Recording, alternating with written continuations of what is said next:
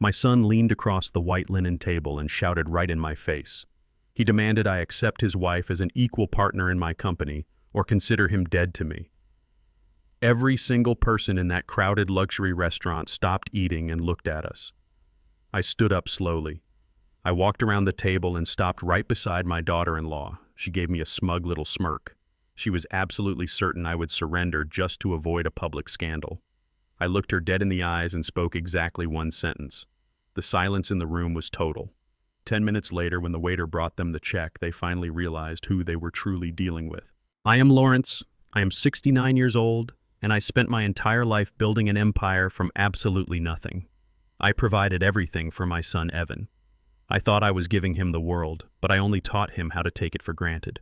Before I continue this story, please let me know where you are watching from in the comments below. Hit the like button and subscribe if you believe respect is earned and never freely given.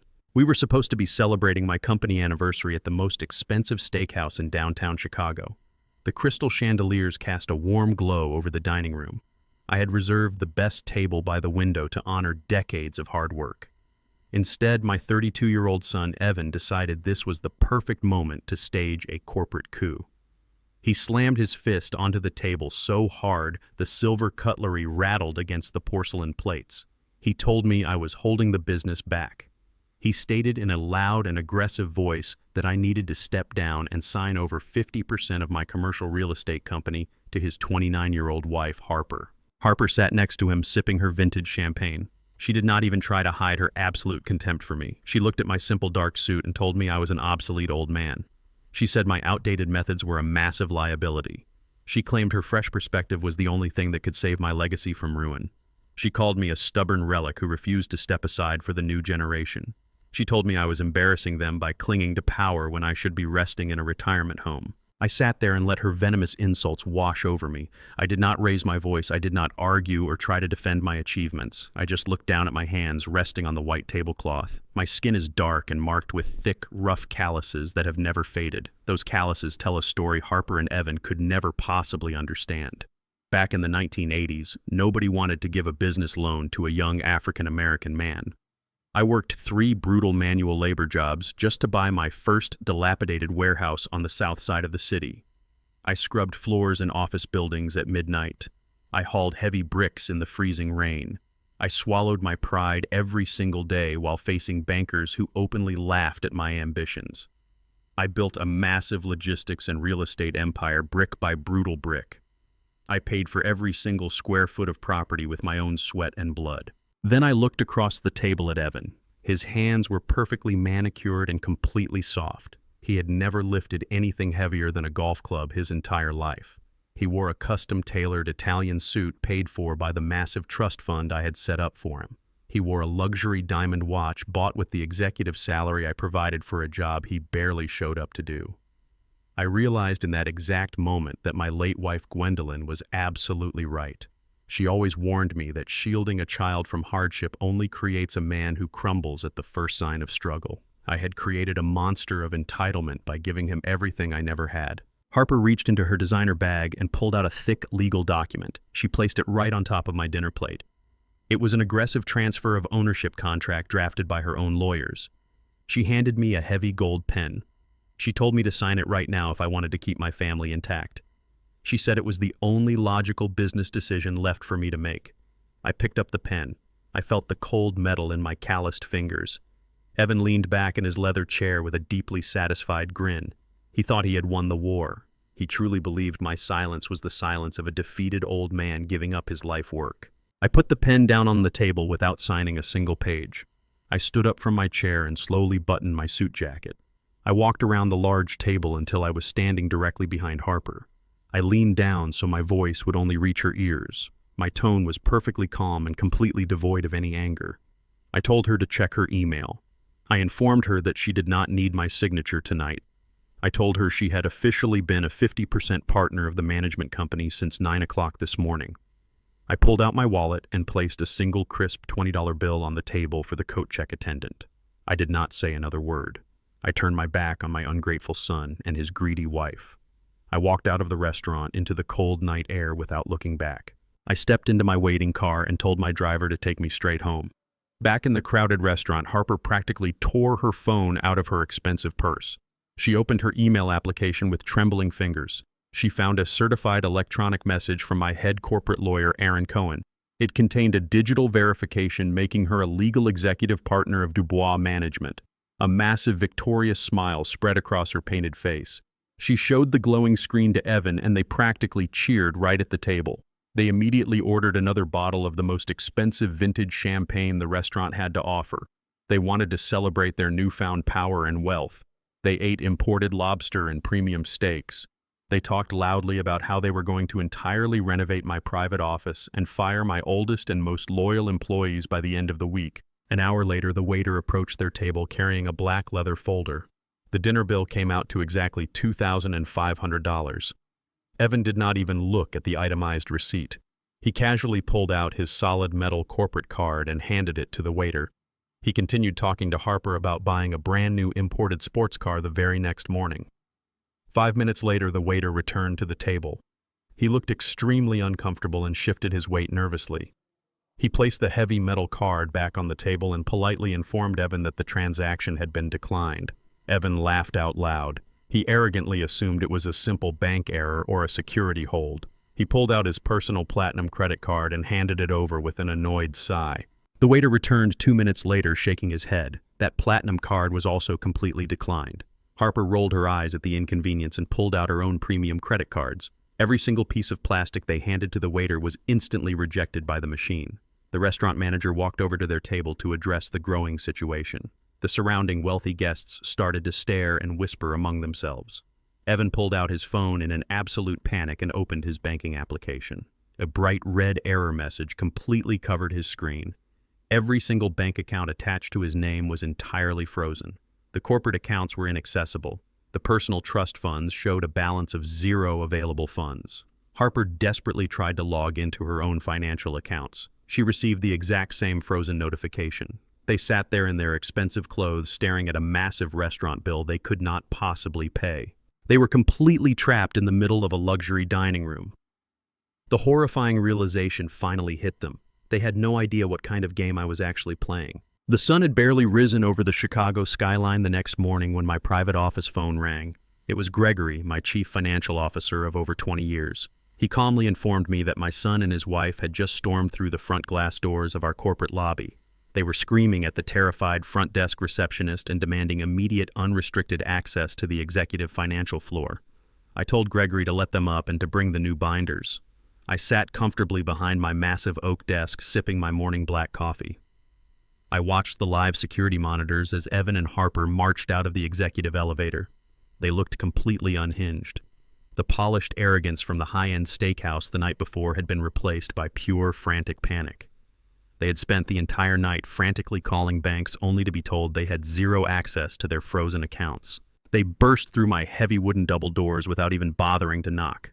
Evan slammed both of his fists onto my desk, nearly knocking over my hot coffee. He demanded to know exactly why the bank had frozen his corporate black cards. He yelled that I was committing financial fraud by illegally withholding company funds from a legally documented executive partner. Harper stood right beside him with her arms crossed tightly. She smugly waved her expensive smartphone directly in my face, aggressively displaying the partnership confirmation email from my lawyer. She loudly declared that she now owned exactly 50% of this entire business. She demanded the immediate transfer of all liquid capital into her personal trust fund so she could begin her new role as the boss. She said she was taking over the financial department right this second, and the very first thing she would do is audit my personal travel expenses. She looked around my luxurious corner office with wide, greedy eyes, openly talking to Evan about how she would completely gut the room and redecorate it once she kicked me out of the building. I did not raise my voice or try to stop her delusional rant. I simply pressed the intercom button on my desk and asked Gregory to step inside with the documents. Gregory walked into my office carrying 2 thick black leather binders. He placed one directly in front of Evan and the other in front of Harper. I gestured calmly for them to open the folders and read the very first page. Harper snatched the heavy binder and flipped it open with a triumphant sneer. Her eyes aggressively scanned the first few lines of the legal document. I watched closely as the smug, victorious smile slowly melted completely off her face. Evan leaned over her shoulder. his brow furrowing in deep confusion as he tried to understand the complex legal jargon. Harper looked up at me with wide, panicked eyes and demanded to know what this garbage meant. I folded my calloused hands on the desk and clearly explained the harsh reality of her new business empire. I told her that she was indeed the proud 50% owner of Dubois Management. However, I had fully anticipated their treacherous greed exactly 1 month ago. I had spent the last 4 weeks working closely in secret with my legal team to execute a massive corporate restructuring. I had legally transferred every single piece of commercial real estate, all liquid assets, every profitable vendor contract, and all the operating capital into a brand new separate entity called Dubois Holdings. Dubois Holdings is a private corporation solely owned and controlled entirely by me. I explained to my stunned daughter-in-law that Dubois Management, the company she now co-owned, was nothing more than an empty operational shell. It owned absolutely zero property. It held zero investment capital. It was simply a hollow vendor entity designed to manage daily tasks. Harper started shaking her head in furious denial. She flipped frantically through the thick pages, desperately looking for the millions of dollars she thought she had successfully stolen from me. Gregory coldly pointed to the liability section of the binding contract she had so eagerly accepted the night before. I watched the absolute horror wash over my son's face as the truth finally clicked in his entitled brain. By legally accepting the 50% partnership of the management shell, Harper had legally assumed 50% of its massive operational debt. She was now personally liable for the entire company payroll, the pending vendor invoices, and the expensive employee health insurance premiums. But the absolute best part of my financial trap was the office building itself. I smiled warmly and informed Harper that Dubois Management did not own the prestigious skyscraper we were currently standing in. Dubois Holdings owned it. That meant her completely empty shell company was legally bound by an ironclad commercial lease. She was now legally obligated to pay an exorbitant monthly rent just to operate in this building. And every single penny of that rent was payable directly to me. She was instantly bleeding money she did not possess, and she owed it all to the obsolete old man she had just viciously insulted. Harper slammed the heavy leather binder shut so hard the sound echoed sharply off the glass walls of my office. Her face turned bright red with pure, uncontrollable rage. She finally realized she had been completely outplayed by the very man she considered uneducated and obsolete. Instead of admitting her defeat or begging for my forgiveness, her toxic pride took full control. She turned to Evan and screamed at the top of her lungs that I was illegally trying to bankrupt them.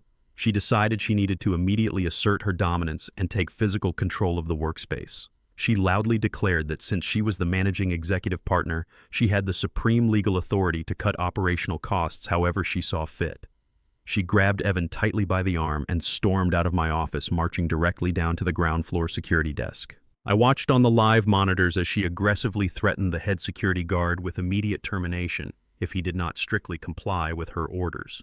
She forced the poor man to completely change all the primary access codes for the executive elevators and the main entrance doors. She specifically ordered him to permanently revoke my personal keycard access, foolishly believing she could simply lock me out of my own territory. But her desperate rampage did not stop there. Terrified of the massive payroll liability hanging over her head, she walked right into the busy center of the main operational floor. She started aggressively pointing her finger at my oldest, most loyal employees.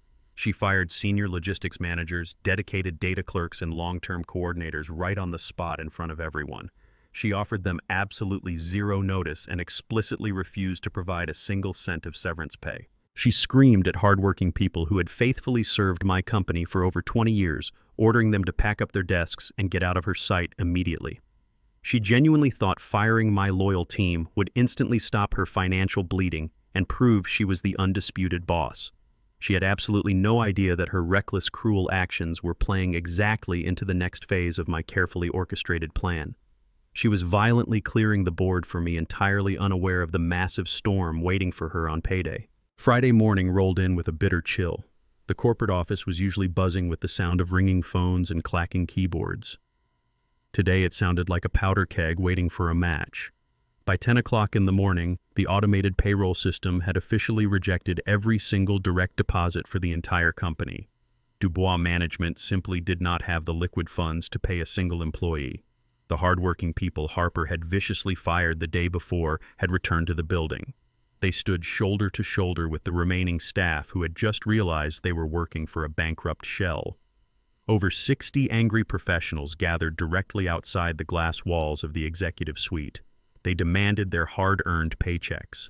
Harper threw open the heavy wooden doors and marched out to face them. She wore a bright red designer dress and an arrogant scowl. She genuinely believed she could simply intimidate these people back into submission. She loudly announced that payroll was merely experiencing a minor technical glitch. She ordered everyone to return to their desks immediately or face permanent termination without severance. A senior logistics manager named Marcus stepped forward. He had worked for me for 15 years. He looked Harper right in the eye and told her nobody was moving a single muscle until the money hit their bank accounts. He pointed out that the vendor invoices were also bouncing and the entire supply chain was freezing up. Harper lost her temper completely. She screamed that they were all replaceable commodities. She grabbed the wall-mounted emergency phone and dialed the ground floor security desk. She demanded that armed guards come up to the 50th floor to physically remove her own employees from the premises.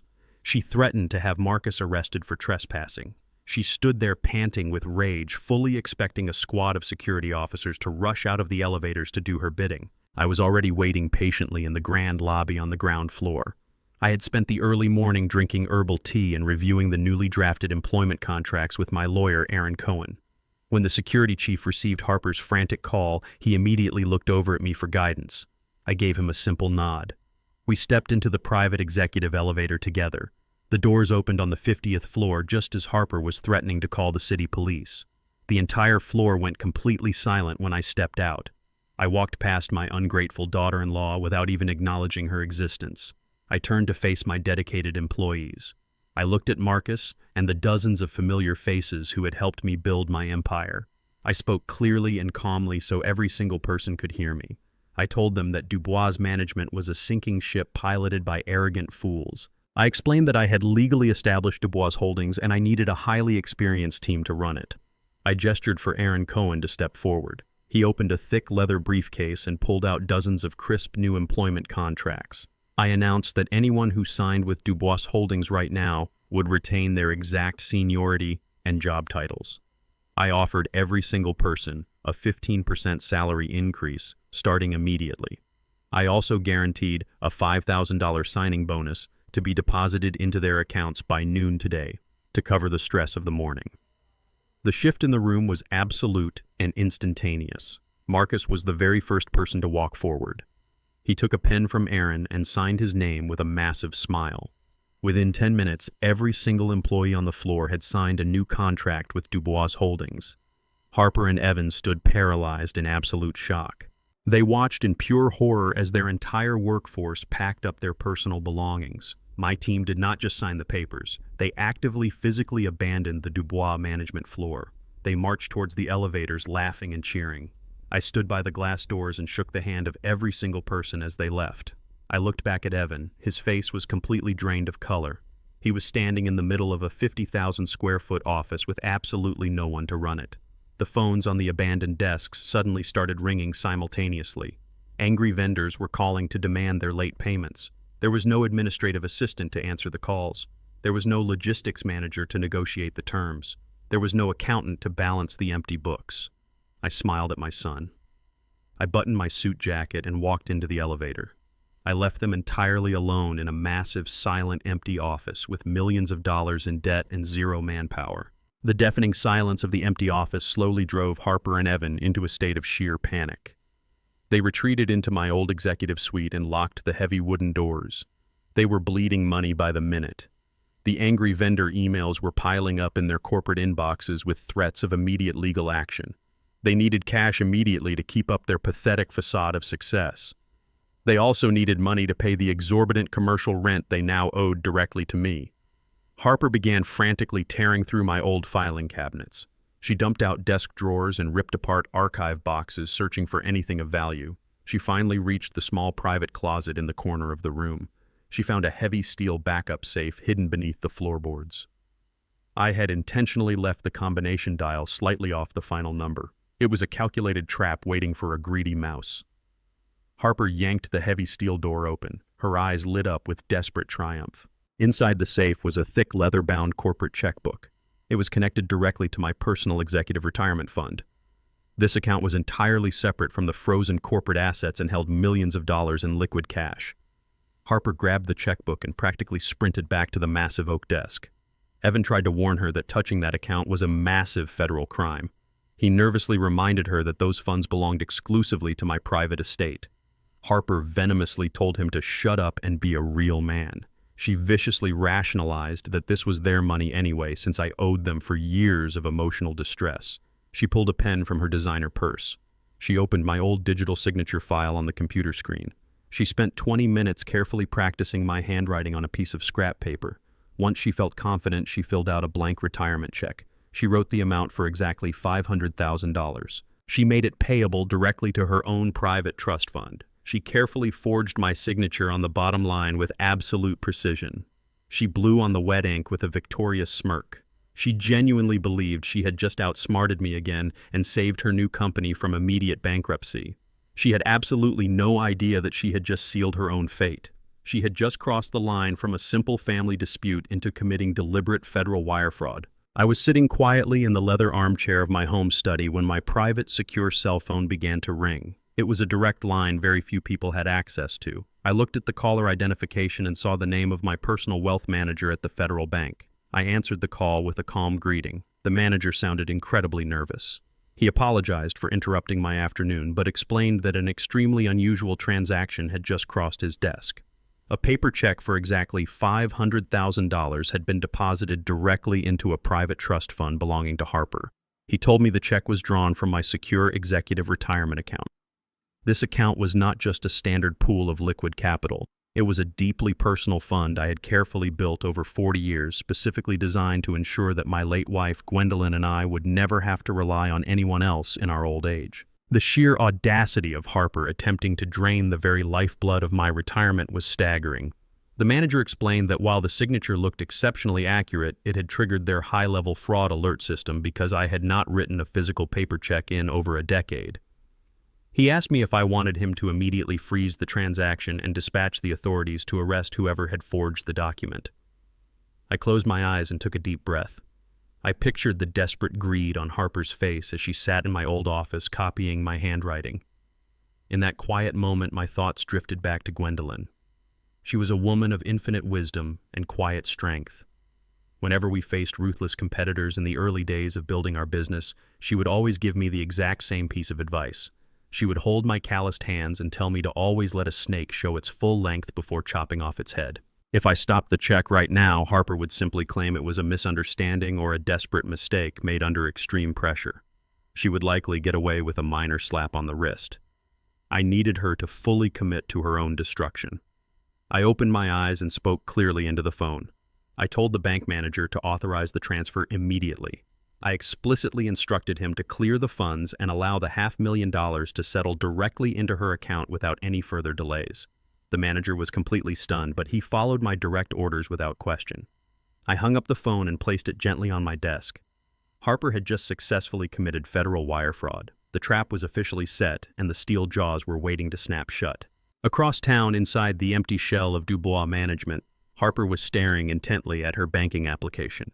The moment the $500,000 officially cleared into her account, she let out a piercing scream of absolute victory.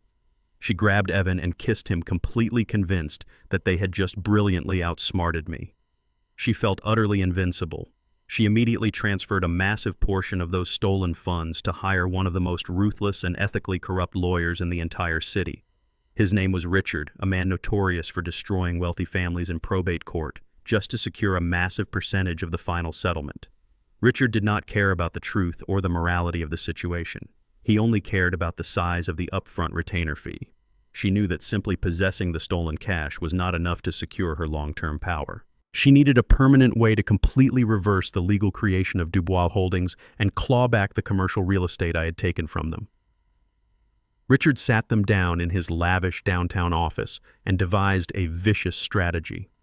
He told them the only legal mechanism to invalidate my corporate asset transfer was to prove that I was completely mentally incompetent at the exact time the new contracts were signed. He looked at Evan and asked him point-blank if he was willing to completely obliterate his father's public reputation to get the money. Evan looked right back at him and nodded without a single trace of remorse. Richard explicitly instructed Evan to file an extreme emergency court order claiming that I was suffering from severe and rapid onset dementia. Evan did not even hesitate to destroy his own father. He sat in that overpriced leather chair and willingly signed sworn affidavits filled with absolute lies. He documented fabricated stories about me wandering the city streets in my pajamas late at night. He claimed I was violently paranoid and frequently forgot the names of my own employees. He legally swore to a judge that I was an immediate danger to myself and that my recent business restructuring was the tragic result of a rapidly deteriorating mind. Harper practically vibrated with excitement as she watched Evan sign the documents. She was already making plans to completely remodel my historic home and sell off my vintage car collection the moment the judge handed her the conservatorship. She eagerly used my own stolen retirement money to pay the massive legal retainers required to push this emergency ex parte order past a sympathetic judge right before the weekend began. They officially requested an immediate involuntary psychiatric hold to strip me of my basic civil rights. They wanted to place my entire life and my massive estate under their direct legal control. They wanted to lock me inside a clinical mental institution so they could freely raid the Dubois Holdings bank accounts without any legal interference. They spent the rest of the evening drinking premium cocktails and laughing at my expense. They honestly believed that by sunrise I would be heavily medicated in a locked ward while they assumed total control of my legacy. I had spent my evening reading a quiet novel in my living room and went to sleep shortly after 10 o'clock. The upscale neighborhood was completely silent. Then exactly at midnight, the heavy silence was violently shattered. I woke up to the jarring sound of heavy fists pounding aggressively on my solid oak front door. Brilliant red and blue emergency lights flashed intensely through my bedroom windows, painting the dark walls with an alarming urgency. The flashing lights illuminated the manicured lawns of my neighbors. I could see curtains parting and front doors cracking open as the people I had lived next to for decades peered out to watch the horrifying spectacle. Harper and Evan had orchestrated this midnight raid specifically to humiliate me. They wanted to create a highly public scene that would reinforce their fabricated narrative of my mental collapse. I put on my robe and calmly walked down the grand staircase. I opened the front door to find 4 armed police officers standing on my porch alongside a stern-looking emergency social worker. The officers had their hands resting cautiously on their duty belts as if they expected me to aggressively attack them. The social worker stepped forward and presented a thick stack of legal documents bearing the official seal of the state court. She looked at me with a mixture of professional pity and extreme caution. She informed me that my son Evan had filed an emergency medical petition stating I was in the middle of a severe psychotic break. She told me the judge had signed a mandatory order for a 72-hour involuntary psychiatric evaluation.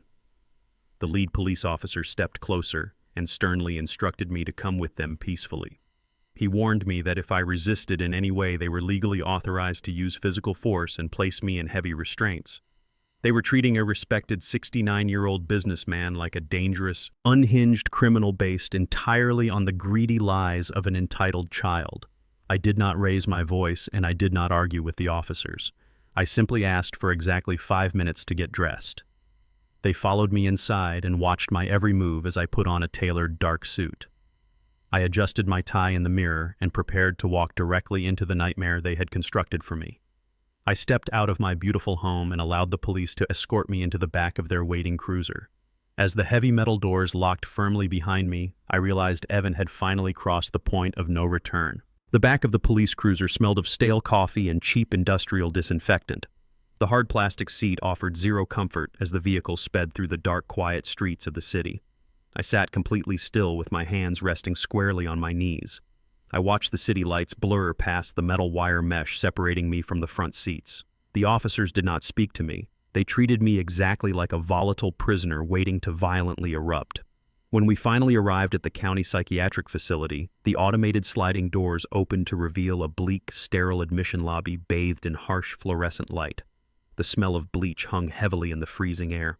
I was escorted inside by the armed officers and immediately saw Evan and Harper standing near the reception desk. They had driven separately to ensure they were present to watch the iron doors lock behind me. Evan was leaning casually against the counter with a deeply arrogant sneer playing across his face. He actually had the audacity to wipe away a fake tear when the intake nurse looked in his direction. He was playing the role of the exhausted, heartbroken son forced to institutionalize his beloved father. Harper stood right behind him, tightly clutching her designer purse and glaring at me with absolute venomous triumph. The social worker directed me toward a cold metal bench and began the mandatory intake process. It was designed to completely strip away a person's dignity. A burly male orderly stepped forward and coldly instructed me to surrender my personal belongings. I stood up slowly and took off my tailored suit jacket. I handed over my silk tie, my leather belt, my gold watch, and my personal cell phone. Harper actually laughed out loud when the orderly asked me to remove my shoelaces. She loudly whispered to Evan that it was about time the old man was put in his proper place. I did not react to her childish cruelty. I maintained absolute unwavering composure. I did not yell at the nurses. I did not resist the officers. I simply complied with every single degrading request with the quiet dignity of a man who knew exactly how this night would end. My total silence unnerved the hospital staff, but Evan foolishly interpreted it as defeat. He confidently told the attending nurse that my lack of response was a clear sign of severe catatonia brought on by rapid dementia. The nurse nodded sympathetically and instructed the orderly to place me in a secure, locked holding room for further evaluation by the chief physician. I was escorted down a long, pale green hallway and locked inside a small observation room. There were no windows, only a heavy steel door with a reinforced glass viewing panel. 10 minutes later, the heavy door clicked open. Evan marched into the room right alongside the hospital staff, aggressively insisting on his legal right to be present to comfort me during the medical assessment. A tall, distinguished man in a pristine white coat walked into the room closely behind them. He carried a thick metal clipboard and wore the exhausted expression of a doctor working the midnight shift. This was Dr. Mitchell, the chief of medicine for the entire psychiatric department. He stepped to the center of the room and looked down at his clipboard to read the name on the emergency petition. Then he looked up and laid his eyes directly on me. Dr. Mitchell completely froze in his tracks. The professional, detached expression on his face instantly vanished. He dropped his pen on the linoleum floor. He stared at me in absolute, undeniable shock. He recognized my face the very second our eyes met. What Evan and Harper did not know, and what the police officers could never have guessed, was the true history of this exact hospital building. Over 10 years ago, I had made a massive anonymous multi-million-dollar donation to construct this entire psychiatric wing. I funded the modern equipment, the specialized staff training, and the advanced care facilities to honor an old friend who had tragically lost his battle with mental illness. I never put my name on the building because I did not want the public recognition. But Dr. Mitchell was the lead physician who had personally overseen the expansion project. We had spent dozens of hours sitting in private boardrooms discussing the blueprints. Dr. Mitchell turned furiously toward the social worker and demanded to know exactly why his hospital's greatest anonymous benefactor was sitting in a locked intake room without his shoelaces. The social worker stammered nervously and pointed directly at Evan. She explained that the son had filed an extreme emergency petition citing violent delusions and severe cognitive decline. Dr. Mitchell slowly turned his intense gaze toward Evan. The doctor did not see a concerned son. He saw a dangerous liar wasting valuable hospital resources. Dr. Mitchell stepped aggressively into Evan's personal space and began conducting a rapid, razor-sharp visual medical assessment of my son instead. The doctor loudly pointed out Evan's severely dilated pupils. He noted Evan's rapid, shallow breathing and the thick layer of nervous sweat pooling on his forehead. He pointed out the slight, uncontrollable tremors in Evan's hands. "Doctor." Mitchell's voice echoed off the concrete walls as he officially diagnosed Evan with visible chemical intoxication and acute substance withdrawal. Evan tried to step back and argue, his speech immediately slurring together as the adrenaline of his cruel victory began to wear off. Dr. Mitchell did not let him speak. He turned his back on my son and flipped open the heavy metal clipboard. Right there in front of the police officers, the social worker, and my completely horrified son, the chief of medicine, legally nullified the involuntary psychiatric hold. He pulled a new pen from his coat pocket and began writing a scathing official medical report. He certified with absolute medical authority that my mental acuity was perfect. He wrote down that my cognitive functions were exceptionally sharp. Then, in the lower section of the legal document, he heavily documented Evan's erratic, physically unstable, and clearly substance-fueled behavior. He officially recommended that Evan be the one evaluated for paranoid delusions. Dr. Mitchell ripped the certified clearance document from the clipboard and handed it directly to me with a respectful nod. I walked out of the observation room a completely free man. I approached the intake desk and calmly retrieved my personal belongings. I tied my shoelaces, threaded my leather belt back through my trousers, and fastened my gold watch around my wrist. Evan and Harper stood frozen in the center of the sterile lobby. Their brilliant master plan to steal my life and lock me away had been entirely shattered in less than 2 hours. They had spent thousands of dollars in stolen retirement funds to hire a corrupt lawyer, only to hand me the ultimate legal weapon. I powered on my cell phone as I walked toward the automatic sliding doors. I did not look at them. I dialed the private number of my lawyer, Aaron Cohen. He answered on the second ring despite it being past 2 in the morning. I informed Aaron that the psychiatric trap had been sprung and completely neutralized. I told him I now possessed a certified medical document from the chief of medicine proving my absolute mental competence. No court in the country could ever challenge my business decisions or my mental state again. I instructed Aaron to immediately trigger the next phase of our counterattack. With my legal authority completely unquestionable, it was time to address the massive financial debt Harper had blindly accepted. I ordered Aaron to draft a ruthless, non-negotiable eviction notice.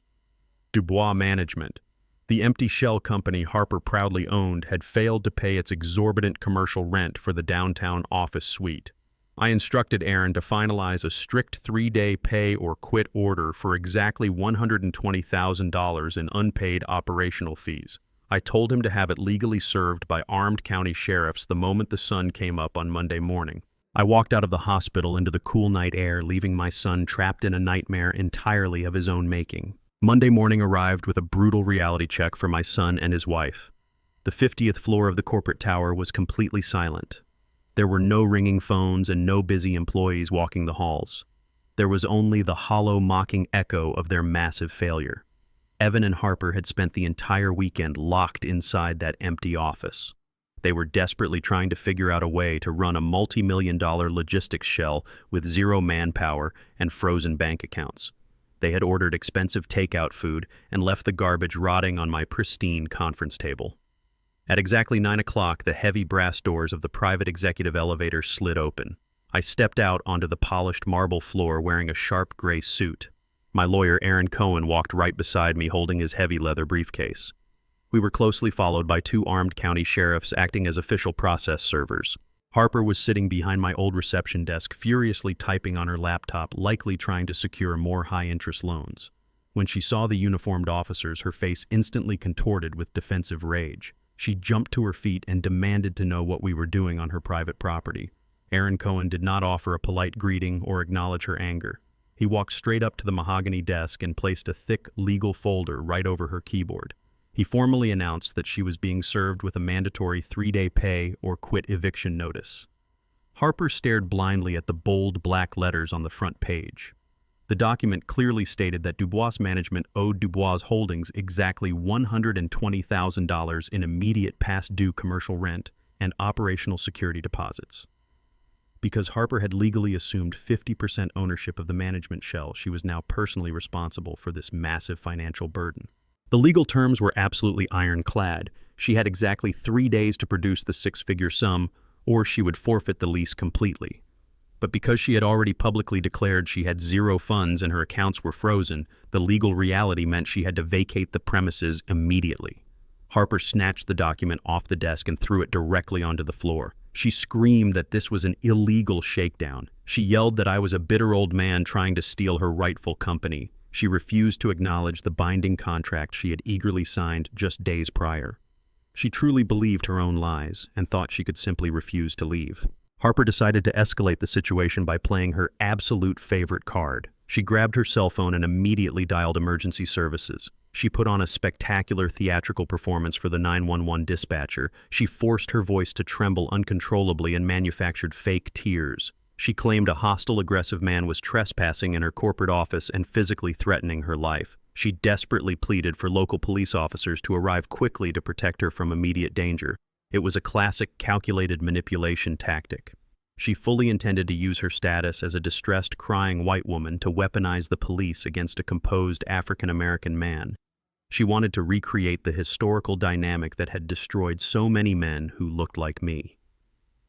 10 minutes later, 4 city police officers rushed out of the elevators with their hands resting cautiously on their duty weapons. Harper immediately ran toward the lead officer.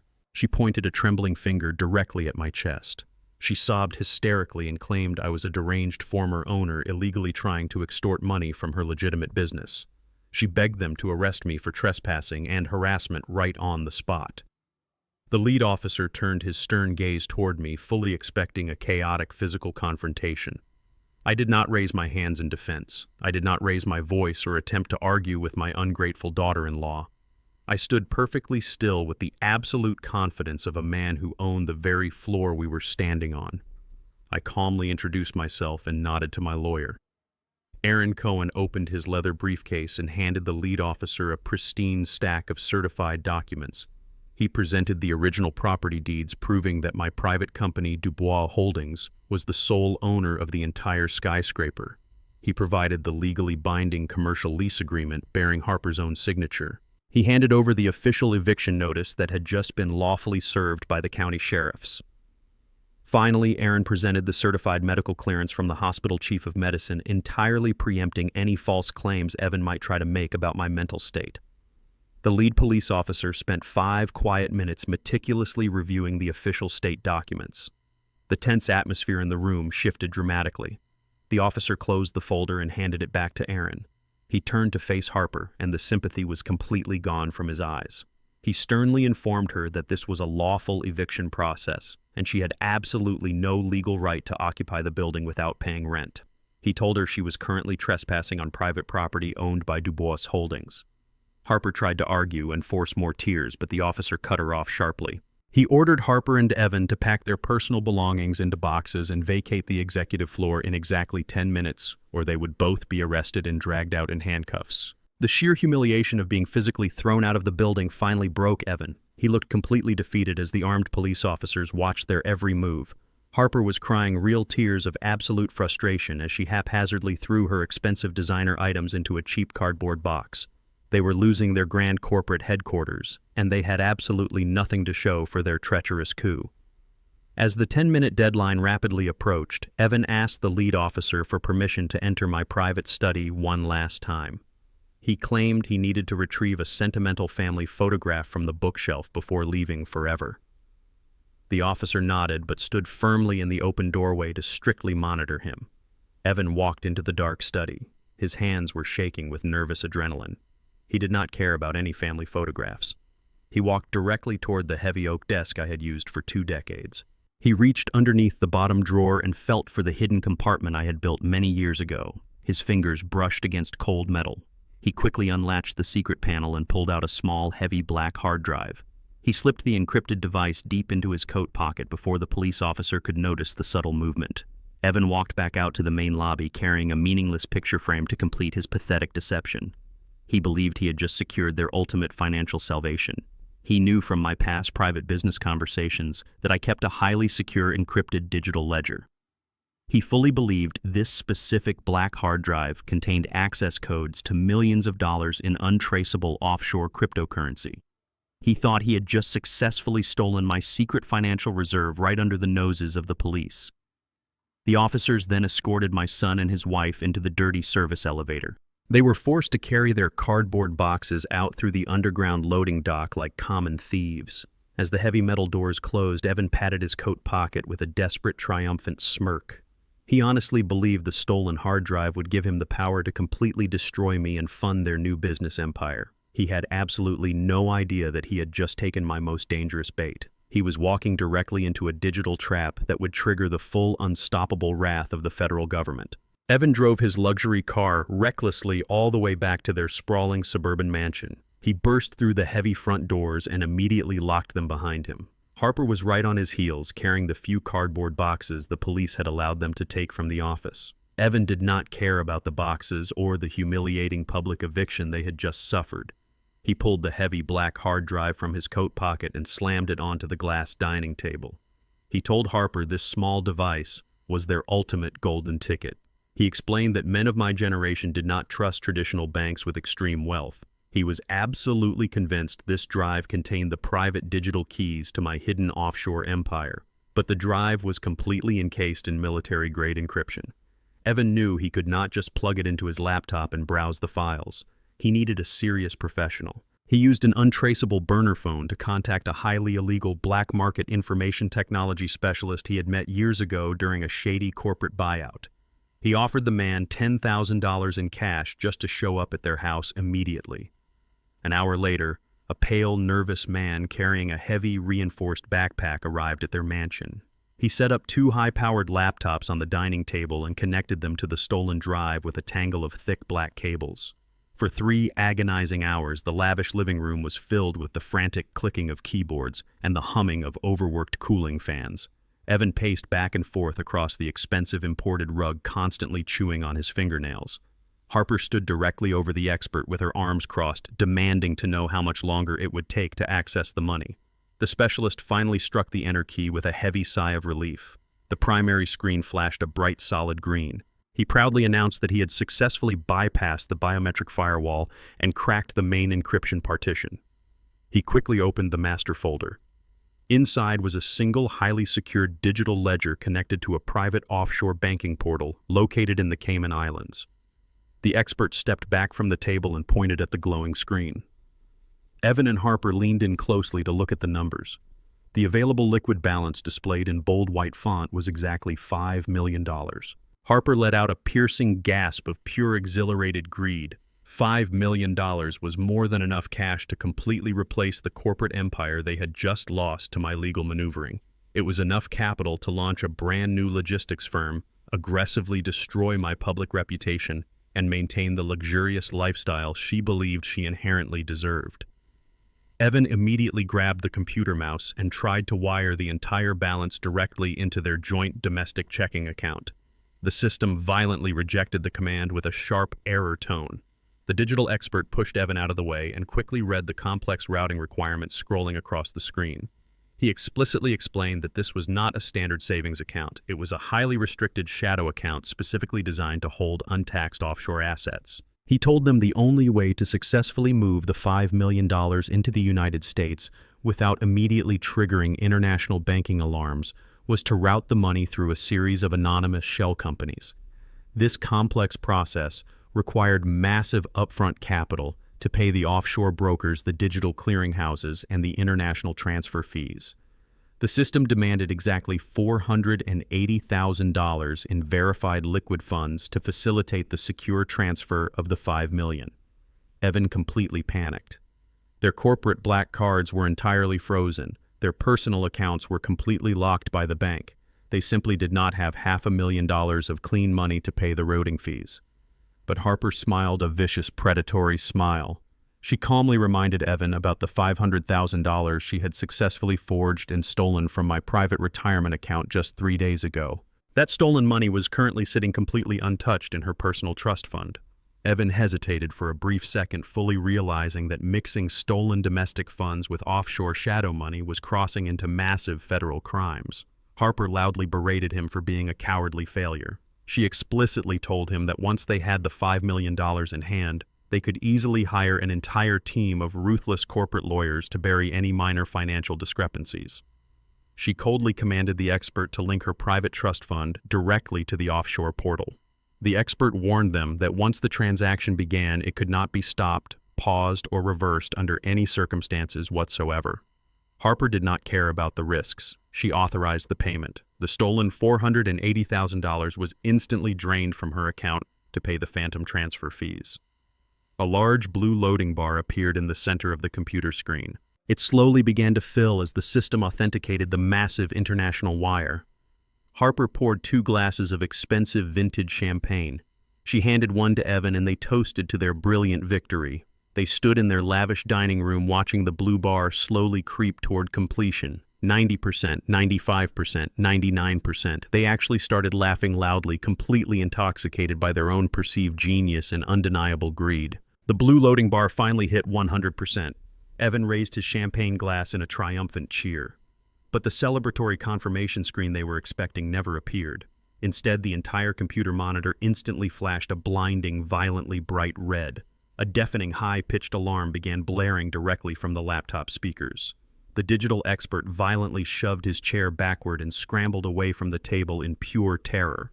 He frantically screamed that they had just walked directly into a massive digital trap. The The $5 million account was not a secret offshore reserve. It was a highly sophisticated financial honey trap meticulously designed by my lawyer Aaron Cohen. The system had absolutely zero money inside it. The entire interface was a brilliant digital illusion specifically created to bait greedy thieves. The exact moment Harper authorized the transfer of her stolen funds, the trap violently snapped shut. The automated system permanently seized her $480,000 and locked it into an inaccessible federal escrow account. The red screen began flashing a terrifying automated message. It confirmed that an uncancelable Level 1 money laundering alert had just been instantly transmitted directly to the United States Internal Revenue Service and the Federal Bureau of Investigation. The permanent alert contained Harper's exact Internet Protocol address, her full trust fund routing numbers, and a complete digital confession of her actively attempting to launder stolen domestic funds through an illegal offshore entity.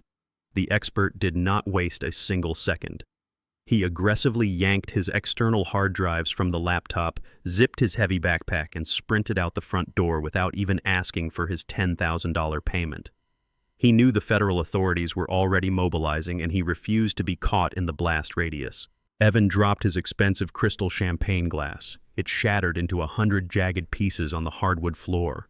Harper stared at the flashing red screen with her mouth wide open in absolute horror. They had not just lost my stolen retirement money. They had just actively notified the federal government of their exact crimes with undeniable digital proof.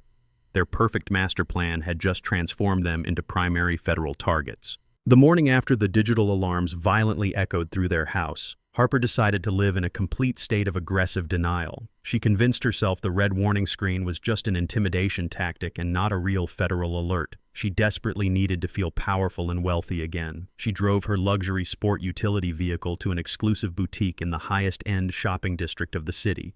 She spent 2 hours trying on imported silk gowns before selecting a custom victory dress that cost nearly $9,000. She walked up to the marble checkout counter with her head held high and a smug smile firmly in place. She pulled her premium platinum credit card from her designer purse and slid it across the glass surface. The sales associate swiped the card through the heavy point-of-sale machine. The screen instantly flashed a bright solid red. The associate frowned and tried it a second time. The machine beeped loudly and suddenly clamped down on the plastic card, completely swallowing it into the internal security slot. Harper slammed her hands on the counter and furiously demanded the immediate return of her property. The terrified associate pointed to the terminal screen, which displayed a severe federal confiscation code. Harper snatched her cell phone and dialed her private wealth manager. Her screaming demands were met with a cold, terrifyingly clinical voice. The manager informed her that the Internal Revenue Service had officially executed a blanket freeze on every single financial asset tied to her name and Evan's social security number. The bank had been ordered by federal agents to lock all domestic checking accounts, drain the remaining trust funds into government holding, and permanently suspend all lines of credit pending a massive criminal investigation for wire fraud and international money laundering. Harper dropped her phone. The screen cracked against the polished marble floor. She walked out of the boutique empty-handed and utterly terrified. Harper drove back to the sprawling suburban mansion in a state of absolute breathless panic. She practically kicked the front door open and found Evan sitting on the living room sofa with his head buried in his hands. He had just received the exact same terrifying notifications from his own banking applications. They were completely financially paralyzed. They could not buy expensive groceries, they could not put premium gas in their luxury cars, and most importantly, they could not afford the massive legal retainers required to defend themselves against the looming federal indictments. Harper paced the expensive hardwood floors like a trapped animal. She turned her vicious panic directly onto her husband. She screamed that this was entirely his fault for not securing the company properly in the first place. She demanded that he fix the situation immediately, or she would pack her bags and leave him to face federal prison entirely alone. Evan frantically opened his laptop and began searching for any possible financial lifeline. Traditional banking institutions were completely out of the question because the federal freeze would instantly flag any standard loan application. He needed an unregulated shadow lender who dealt in high-risk, high-interest, immediate capital. After an hour of desperate searching, Evan found a private equity lending firm online that promised same-day wire transfers of up to $1 million with absolutely zero credit checks.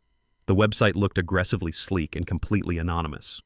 Evan quickly dialed the toll-free number and was connected to a smooth-talking loan officer. The officer listened to Evan's desperate plea for $500,000 in immediate liquid cash. The man on the phone chuckled coldly and explained that unregulated loans of that massive size required substantial, unencumbered physical collateral. Evan and Harper had lost the corporate skyscraper, their business accounts were frozen, and their stolen funds were trapped in a federal honeypot. The only asset they had left in the entire world was the very roof over their heads. They lived in a beautiful $2 million mansion situated in a highly exclusive gated community. Because I had paid off the initial mortgage for them years ago as a wedding gift, the deed was entirely clear of any bank liens. The loan officer explicitly demanded the physical deed to the mansion as absolute collateral for the predatory loan. The terms were absolutely staggering. The interest rate was financially violent, and the contract included a draconian morality and default clause that allowed for immediate repossession without standard eviction delays if any criminal charges or federal investigations were connected to the borrowers. Evan hesitated, staring at the digital contract glowing on his laptop screen. He knew that signing this document meant risking their only remaining sanctuary. But Harper was standing directly over his shoulder. She dug her sharp fingernails into his shoulder and ordered him to sign it. She completely rationalized the insane risk by claiming they would simply use the cash to hire the best defense attorneys in the country, beat the federal charges completely, destroy my reputation in civil court, and easily pay off the massive loan with their settlement money. Driven by blind fear and toxic arrogance, Evan reached out and typed his legal digital signature onto the bottom of the predatory contract. He electronically signed away the last valuable thing they owned, just to keep their heads above water for a few more days. The shadow lending firm operated with terrifying efficiency. Less than 20 minutes after Evan submitted the digitally signed contract, a notification popped up on his laptop. The massive loan had been fully approved. A heavily taxed, untraceable wire transfer of $500,000 was successfully routed into an offshore digital wallet the firm had temporarily set up for them. Evan slumped back into the sofa and let out a long, pathetic sigh of relief. Harper actually smiled, completely convinced that they had just successfully bought themselves the necessary time and firepower to wage a massive legal war against me. They felt powerful again. They felt entirely in control. What Evan had completely failed to do in his desperate panic was read the intricate fine print buried on the very last page of the dense legal contract. He did not bother to research the corporate umbrella of the anonymous lending firm that had so eagerly handed him $500,000. I was sitting on the back patio of my home enjoying a warm cup of herbal tea when my private cell phone buzzed. It was a secure, encrypted text message from my lawyer, Aaron Cohen. The message contained a single document attachment and a brief note of congratulations. I opened the digital document and smiled. The shadow financial firm that had just approved Evan's high-interest loan was a carefully disguised subsidiary corporation. The parent company holding the primary operating license was Dubois Holdings. I had anticipated their desperate need for untraceable cash the moment the federal tax freeze took effect. I had deliberately set up the private equity trap to catch them when they inevitably fell. By signing that predatory contract, Evan had legally surrendered the collateral directly to my corporate entity. I took a slow sip of my tea and watched the sun begin to set over the manicured lawns. I did not just defeat their corporate coup. I now legally held the exclusive deed to their $2 million mansion. The very house they were currently sitting in belonged entirely to me, and I had the absolute power to take it away the moment they stepped out of line. Harper completely refused to accept her rapidly approaching financial ruin. Instead of using the $500,000 from the unregulated shadow loan to secure legal defense for their inevitable federal indictments, she decided to double down on her delusional fantasy. She convinced Evan that the only way out of their massive crisis was to attract high-level angel investors to fund a completely new logistics company. To secure that kind of elite capital, they needed to project an image of absolute untouchable wealth. Harper immediately funneled a massive portion of the predatory loan cash into organizing a lavish charity gala. She hosted the extravagant event right inside the sprawling suburban mansion, completely unaware that I was the actual legal owner of the property. She hired a team of elite event planners to transform the entire first floor into a luxurious ballroom.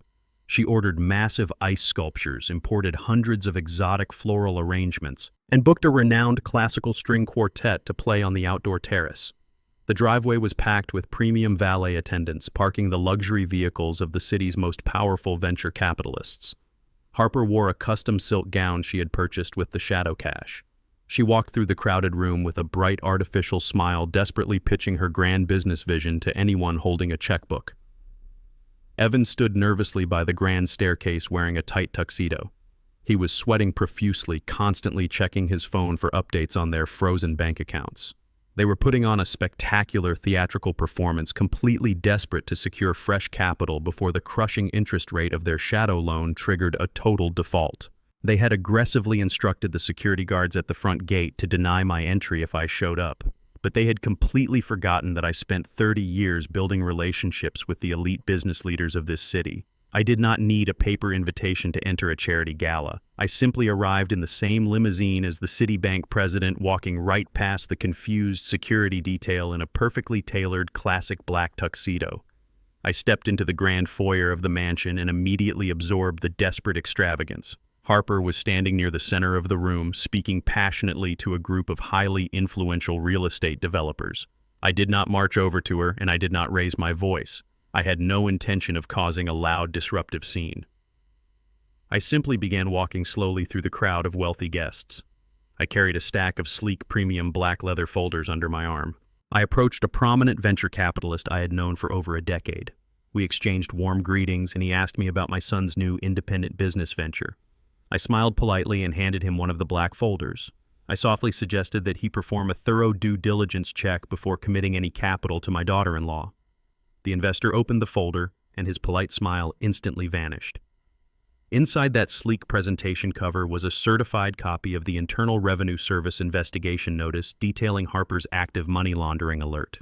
The next page was the official court eviction notice proving they had been thrown out of their corporate office for failing to pay rent. The final page was a comprehensive default risk profile showing their completely frozen bank accounts and the massive predatory loan they had just taken out. I continued walking gracefully around the room, quietly handing these devastating folders to every single major investor Harper was actively trying to court. The effect was immediate and completely spectacular.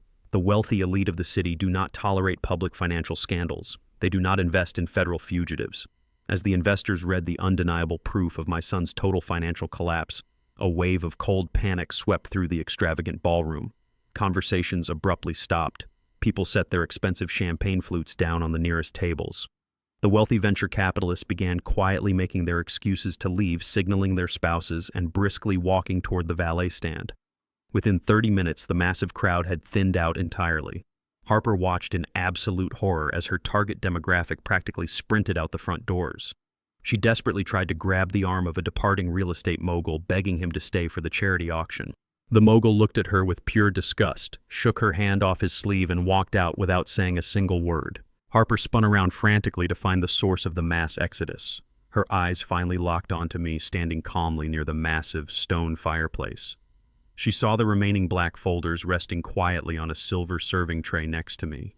The absolute realization of what I had just done hit her like a physical blow. Her elaborate, incredibly expensive facade had just been completely obliterated in absolute silence. She had wasted hundreds of thousands of dollars of stolen shadow money to throw a party for investors who now knew she was a federal criminal. All the artificial charm and forced elegance vanished from her face. She completely lost her mind.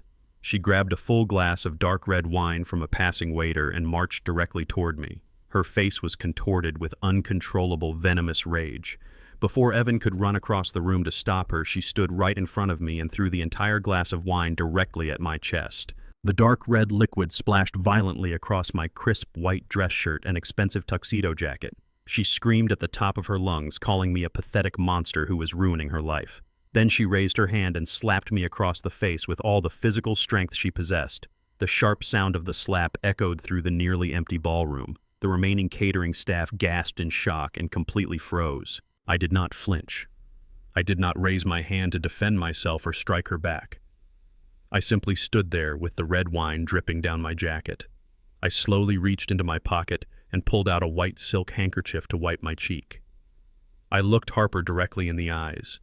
Her chest was heaving and her hand was shaking violently from the impact. I did not look angry. I looked incredibly satisfied. I slowly raised my hand and pointed directly up at the ceiling corner above the fireplace. Mounted perfectly in the shadows was a high-definition, motion-activated security camera. It was part of the mansion's comprehensive security network. Because Dubois Holdings now legally held the deed to the entire property through the shadow loan default clause, my private security team had already silently taken remote administrative control of every single camera in the house. I smiled warmly at my daughter-in-law. I informed her in a low, perfectly calm voice that she had just committed unprovoked felony battery against a senior citizen. I thanked her for providing the exact high-resolution video evidence my lawyer needed to secure immediate criminal assault charges. I turned my back on her horrified face and walked out the front door, leaving her completely trapped in the disastrous ruins of her own party. The last of the catering staff practically sprinted out the front doors. They carried their silver trays and glass racks to the waiting vans, desperate to escape the deeply toxic atmosphere inside the mansion. The lavish ballroom was completely destroyed. Half-empty wine glasses littered the tables. Expensive floral arrangements drooped over the edges of the rented furniture. In the center of the massive room, Harper paced back and forth like a rabid animal. The artificial charm she had displayed just an hour ago was entirely gone. She turned her venomous rage directly onto Evan. She screamed that he was an absolute failure of a man. She grabbed a heavy crystal vase from a side table and hurled it directly at the marble fireplace. It shattered into 1,000 jagged pieces, spraying sharp glass across the expensive imported rug. She pointed a shaking finger at her husband and blamed him for every single piece of this disaster. She yelled that if he had just been a competent executive, his obsolete old father would never have been able to outsmart them. She called Evan weak, pathetic, and utterly useless. Evan stood frozen near the grand staircase. He tried to tell her they needed to stick together to figure out a legal defense. Harper let out a vicious, mocking laugh. She told him there was absolutely no together anymore. She explicitly threatened to file for an immediate aggressive divorce. She falsely believed she could legally separate her assets from his, completely ignoring the fact that her personal accounts were the ones frozen by the federal government for wire fraud. She screamed that she would throw him directly under the bus to save herself from federal prison. She promised to tell the Internal Revenue Service that the offshore money laundering trap was entirely his idea. She was completely willing to sacrifice the man she married just to preserve the pathetic illusion of her own innocence. She stormed past him, violently shoving his shoulder, and marched up the grand staircase. She locked herself inside the master bedroom, leaving Evan standing entirely alone in the ruins of their fraudulent empire. He finally realized his wife did not love him at all. She only loved the money and the power he was supposed to provide. While Evan and Harper were violently tearing their marriage apart, I was sitting comfortably in the quiet sanctuary of my home study. The glow of my computer monitor illuminated the dark mahogany desk. I was on a secure video conference call with my corporate lawyer, Aaron Cohen, and the lead detective of the local police precinct. I had already successfully transmitted the high-definition security footage of Harper throwing the wine and violently slapping my face. The detective confirmed that the video evidence was absolutely undeniable. He officially processed a felony battery charge against Harper and issued an active warrant for her immediate arrest. I thanked the detective and ended that portion of the call. I turned my full attention to Aaron Cohen. It was time to execute the absolute most devastating financial maneuver of the entire night. I instructed Aaron to open the digital file for the unregulated shadow loan Evan had desperately signed just 24 hours ago. The contract was a masterpiece of predatory lending specifically designed to trap arrogant fools who refused to read the fine print. Aaron pulled up the strict morality and default clause buried on the final page of the document. The legal language was completely airtight. The clause explicitly stated that if the borrowers became the subject of any active federal financial investigation, or if they were charged with any violent criminal offenses, the entire $500,000 loan would instantly default. There was no 30-day grace period. There was no opportunity to restructure the debt. The default was immediate and absolute. Harper had just guaranteed her own destruction by assaulting me on camera, and the Internal Revenue Service had already provided the federal freeze. I gave Aaron the direct verbal authorization to trigger the trap. He digitally filed the default execution papers with the county clerk using our emergency corporate access portal. Because Dubois Holdings was the true parent company of the shadow lender, and because Evan had willingly surrendered the unencumbered physical deed to his $2 million mansion, as collateral, the legal transfer of property was completely instantaneous. I officially owned every single square inch of the sprawling suburban estate they were currently sleeping in. But I was not going to wait for a polite eviction process. The contract granted Dubois Holdings the immediate right to secure its physical collateral by any means necessary. I instructed Aaron to contact the county sheriff repossession division. I ordered a full-scale maximum impact property seizure to commence at the exact moment the sun broke over the horizon. I wanted them to wake up to the absolute reality of their complete and total failure. I poured myself a small glass of sparkling water and leaned back in my leather chair. I felt no pity for the people who had tried to lock me in a psychiatric ward to steal my life's work. They had weaponized my age, my race, and my supposed obsolescence. They had severely underestimated the quiet, calculated patience of a man who built an empire from the ground up. The local police were preparing the arrest warrant for assault, the federal agents were building the massive money laundering indictment, and my private corporate repossession team was actively fueling their heavy transport vehicles. The silent adjustment I had set into motion was now a deafening roar they could no longer escape. The next morning arrived with a cold, biting wind. The sky was barely turning a pale shade of gray when the absolute silence of the exclusive gated community was violently shattered. Harper was deeply asleep in the massive king-sized bed. She had consumed half a bottle of stolen vintage wine to force herself to sleep after the explosive argument with Evan. At exactly 6 o'clock in the morning, a deep, aggressive rumbling sound vibrated through the floorboards of the master bedroom. It was not the gentle hum of a luxury sports car. It was the heavy, guttural roar of massive industrial diesel engines. Harper groaned and pulled the expensive silk sheets over her head, trying to ignore the disruptive noise. Then the piercing, repetitive shrieks of hydraulic air brakes echoed directly outside her bedroom window. Bright yellow and red strobe lights began flashing intensely, cutting through the thin gaps in the expensive blackout curtains and painting the bedroom walls with a terrifying urgency. Harper threw off the covers and stumbled groggily across the plush carpet. She yanked the heavy curtains open and looked down at her pristine front lawn. Her eyes widened in absolute paralyzing horror. The entire circular driveway and the manicured grass were completely swarmed by heavy machinery. 4 massive flatbed repossession tow trucks were actively backing up toward the multi-car garage. 6 marked county sheriff patrol vehicles blocked the main exit gates of the property. Uniformed officers and heavily built repo agents wearing high-visibility vests were marching aggressively up the front steps. They were not just here to deliver a piece of paper. They were here to physically dismantle her entire world. The horrifying reality hit her with the force of a freight train. She had completely lost the house. A loud, electronically amplified voice boomed from a police megaphone outside. The officer commanded all occupants to immediately exit the premises or face forced entry. Harper stood frozen by the window, her hands trembling so violently she could barely hold on to the curtains.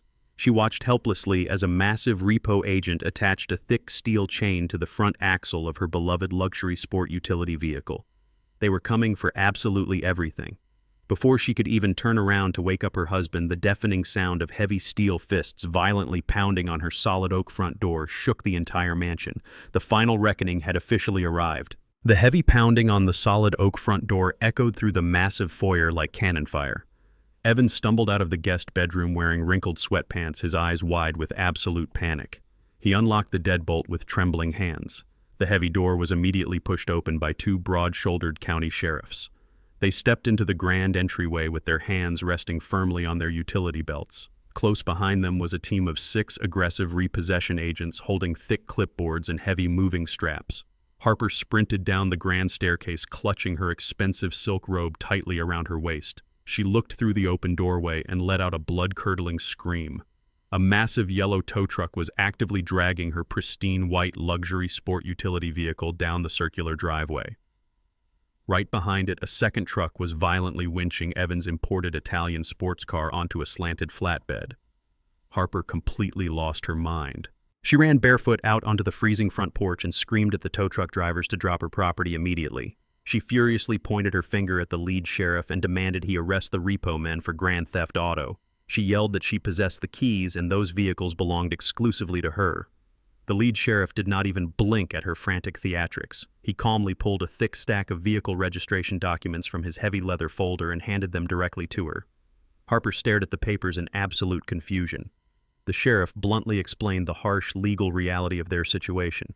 Several years ago, when Evan originally purchased those incredibly expensive luxury vehicles, he wanted to completely avoid paying the massive state taxes and insurance premiums. He used his executive privilege to buy the cars directly under my primary corporate name, writing them off as essential company transportation. Evan thought he was being a brilliant financial mastermind. He completely forgot that during my massive corporate restructuring, I had legally transferred every single corporate asset, including the entire executive vehicle fleet, into Dubois Holdings.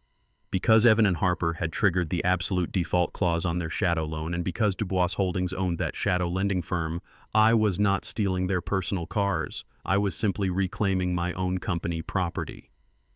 Harper spun around and glared at Evan with pure, unadulterated hatred. Her husband had literally signed away the cars they drove to avoid paying his fair share of taxes. She watched in absolute horror as the heavy diesel trucks roared down the street, carrying away the ultimate symbols of her artificial wealth. The nightmare was only just beginning. The lead sheriff turned his attention back to the interior of the mansion. He loudly announced that the entire property, including all fixtures, major appliances, and high-value interior assets, was now the exclusive legal property of Dubois Holdings. The repossession agents immediately swarmed the first floor. They began systematically slapping bright red inventory stickers on the expensive leather sofas, the massive flat-screen televisions, and the imported crystal chandeliers. Harper ran back inside and tried to physically block a repo agent from grabbing a valuable antique vase she had purchased for the charity gala. The sheriff stepped directly into her path and issued a very stern final warning. He told her she was actively interfering with a lawful property seizure, and he would gladly place her in handcuffs if she touched another item. He looked at his watch and gave them exactly 10 minutes to gather their essential basic clothing. He explicitly stated they were legally permitted to take one standard suitcase each and absolutely nothing else. Harper sprinted up the grand staircase to the master bedroom. She furiously threw open her massive walk-in closet. She ignored her practical clothing and desperately tried to stuff her designer handbags, expensive jewelry boxes, and the $9,000 victory dress into her designer luggage. A female sheriff deputy was standing right in the doorway, closely monitoring her every move. The deputy stepped forward, firmly grabbed the expensive silk dress, and tossed it onto the bed. She coldly informed Harper that luxury goods and jewelry were considered seizable assets under the massive $500,000 default blanket. Harper was forced to leave behind everything she valued. She packed a pair of jeans, some basic sweaters, and a single pair of walking shoes. Evan packed his suitcase in complete defeated silence. He knew it was entirely over. When the 10-minute deadline expired, the sheriffs escorted them down the stairs and forcefully marched them out the front door. The morning sun was just beginning to rise over the exclusive gated community. The wealthy neighbors who had attended their disastrous gala the night before were now standing on their manicured lawns and peering through their expensive windows. They watched in absolute silence as my son and his wife were physically thrown out of their own home. The heavy iron front doors slammed shut behind them. The deadbolts clicked into place with a sickening finality. Evan and Harper stood entirely alone on the cold concrete curb with nothing but 2 small suitcases. The freezing morning wind bit through Harper's thin sweater as she sat down heavily on her cheap suitcase. Evan stood next to her, shivering uncontrollably, his head hung low in complete surrender. He muttered that they needed to walk to a bus stop and find a cheap motel before the federal agents finally came to arrest them. But the profound humiliation of sitting on the curb in front of her wealthy neighbors did not break Harper's spirit. It completely mutated her despair into a toxic, venomous spite. She absolutely refused to accept defeat at the hands of an obsolete old man. If she was going to lose her entire empire, she was going to drag my reputation straight down to hell with her. She reached into her coat pocket and pulled out her cell phone. She bypassed her frozen banking applications and opened her contact list. She scrolled rapidly until she found the direct personal number of a sleazy tabloid journalist she had briefly met at a high society charity event months ago. This specific journalist was notorious for publishing aggressive, unverified smear campaigns against prominent city figures. Harper hit the dial button and waited for him to answer. When the journalist picked up, Harper instantly activated her crying victim persona. She manufactured a breathless, terrified tone. She introduced herself and explicitly told him she had the biggest corporate scandal of the entire decade ready to drop into his lap. She told the journalist that Lawrence Dubois, the highly respected real estate and logistics mogul, was actually a corrupt, manipulative slumlord operating a massive illegal shadow lending syndicate. She fabricated a horrifying story about how I had used mafia-style intimidation tactics to violently steal her legitimate company. She claimed I had hired armed thugs to throw her out onto the street simply because she had discovered my massive tax evasion schemes. She promised the journalist exclusive access to fake documents she planned to forge, completely framing me for the exact federal crime she had committed. She wanted to blast these vicious lies across every television screen and news website in the city. She firmly believed that by creating a massive public media circus, she could force the federal authorities to investigate my empire instead of her stolen funds. She hung up the phone with a vicious, triumphant smile. She looked at the massive mansion she no longer owned and silently promised to burn my legacy to the ground. It was barely noon when the aggressive screech of tires violently shattered the quiet peace of my suburban street. I had just stepped out of my front door to collect the afternoon mail from the mailbox. A heavily dented news van bearing the garish logo of a notorious local tabloid network aggressively mounted the curb right outside my front gate. Before the vehicle had even come to a complete stop, the heavy sliding side doors burst open. A sleazy, fast-talking reporter jumped out clutching a heavy microphone. He was closely followed by a burly cameraman balancing a massive shoulder rig equipped with a blindingly bright recording light. They sprinted across my manicured lawn, completely ignoring the basic legal boundaries of private property. The reporter shoved the foam-covered microphone directly into my face before I could even turn around. He began rapidly firing off the vicious, completely fabricated allegations Harper had desperately fed him over the phone just a few hours prior. He loudly demanded to know if I was secretly operating a violent mafia-style lending syndicate out of my corporate headquarters. He accused me of being a corrupt, predatory slumlord who illegally orchestrated the brutal eviction of my own flesh and blood to satisfy my own greed. He shouted aggressive questions about massive corporate tax evasion and demanded I justify using armed thugs to terrorize a young, innocent female entrepreneur. The reporter was actively trying to provoke a hostile physical reaction. He desperately wanted me to lose my temper swat at the camera lens or scream a defensive denial.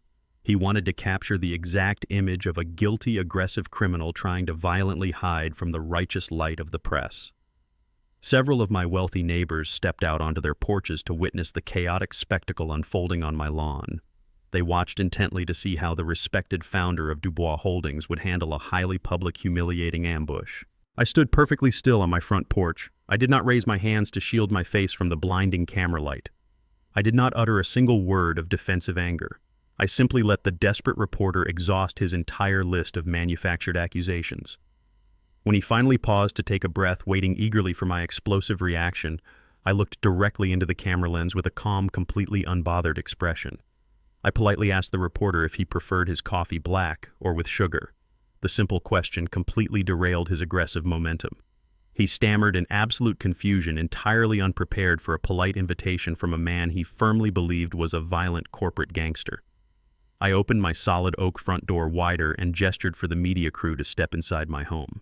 I told them that standing on the freezing lawn was terribly unprofessional when we could easily discuss the absolute truth in the comfort of my private study. The reporter and his cameraman hesitantly walked into my grand foyer. They looked around nervously, completely disarmed by the immaculate, quiet elegance of my home. Guilty men hiding massive financial crimes do not usually invite aggressive investigative journalists into their private sanctuaries. I led them down the hallway and into my expansive home theater room. I instructed them to set up their camera equipment facing the massive digital projection screen occupying the far wall. The reporter quickly regained his professional composure and signaled the cameraman to begin recording. He held up his microphone, ready to aggressively interrogate me on camera. I did not give him the opportunity to speak another word. I picked up my digital tablet and wirelessly connected it to the main projector. I firmly stated that I would not waste my breath defending myself against the desperate lies of a failed business partner. Instead, I would simply provide them with the highest-rated news segment of their entire careers. I tapped the screen and brought up the first document. It was the legally certified deed of ownership and the default shadow loan contract. I clearly explained how my son and his wife had eagerly signed away their $2 million mansion as collateral for an unregulated loan to cover their massive corporate debts. I then swiped to the second document, the massive screen illuminated with the official seal of the United States Federal Bureau of Investigation. It was a certified preliminary forensic report directly from my bank. The document explicitly detailed exactly how Harper had illegally forged my personal signature to steal $500,000 from my private retirement account. I explained that she had subsequently triggered a massive federal honey trap by attempting to wire those stolen funds into an offshore money laundering account. The reporter's jaw physically dropped. He immediately realized the weeping victim who had called him earlier that morning was actually a high-level federal criminal trying to use his television network as a pathetic shield. But I was not finished. I wanted to completely obliterate her public image once and for all. I tapped the tablet one final time. The projection screen switched to the crisp, high-definition security footage captured during her disastrous charity gala. The camera clearly showed Harper's face contorted with vicious, uncontrollable rage. The journalist watched in absolute silence as the footage played. He saw Harper aggressively throw a full glass of dark red wine directly at my chest. He heard the sharp, violent sound of her hand slapping my face. He saw her committing unprovoked felony battery against a calm senior citizen who was simply standing peacefully by a fireplace. I turned off the projector and looked at the stunned reporter. I handed him a physical folder containing printed copies of every single piece of evidence he had just witnessed. I told him he had my absolute legal permission to broadcast every single document and video clip to his entire viewing audience.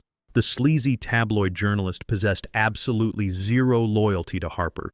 He only cared about explosive ratings and breaking massive scandals. He instantly realized that exposing a wealthy, crying white woman as a violent federal fraudster was an infinitely more lucrative story than her fabricated slumlord narrative. He frantically pulled out his phone and called his network producers. He demanded they cut into the regular afternoon broadcasting schedule for an emergency live breaking news report. Within 10 minutes, the live feed from my home theater was actively broadcasting across every local television station and news website in the entire city.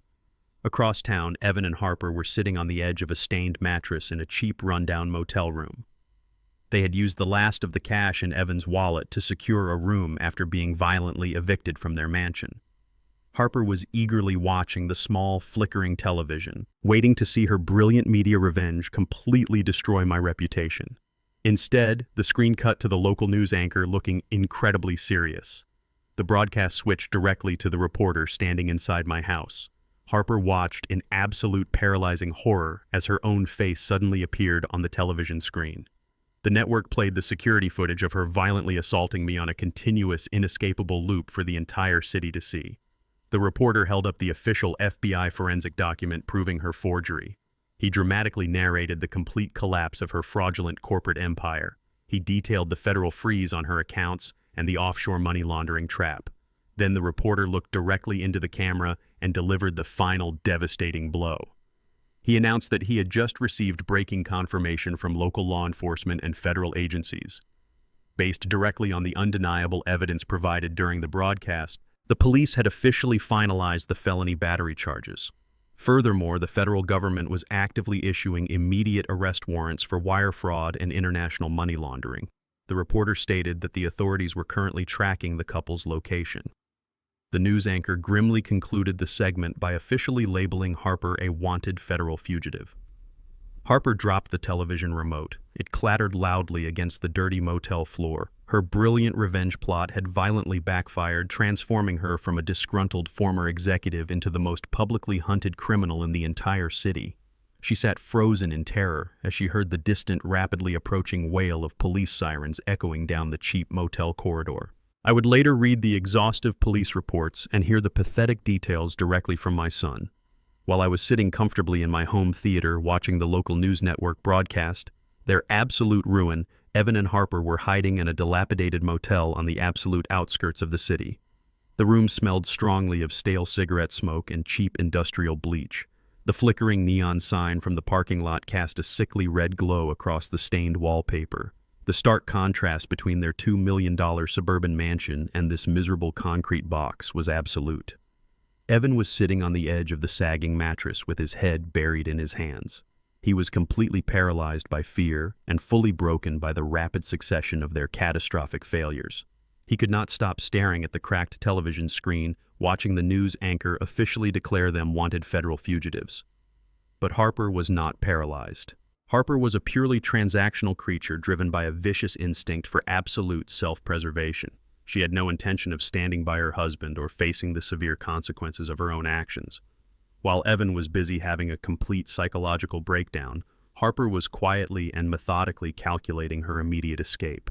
She knelt on the filthy carpet and unzipped her single piece of luggage. She frantically rummaged through her packed clothing and pulled out a thick, hidden envelope. Before the federal freeze had completely locked her accounts, she had managed to withdraw a small stack of emergency physical cash and hide it inside the lining of her designer purse. It was exactly $8,000 in crisp $100 bills. It was not enough to fund a luxurious new life, but it was more than enough to buy a one-way international plane ticket to Europe under a false name.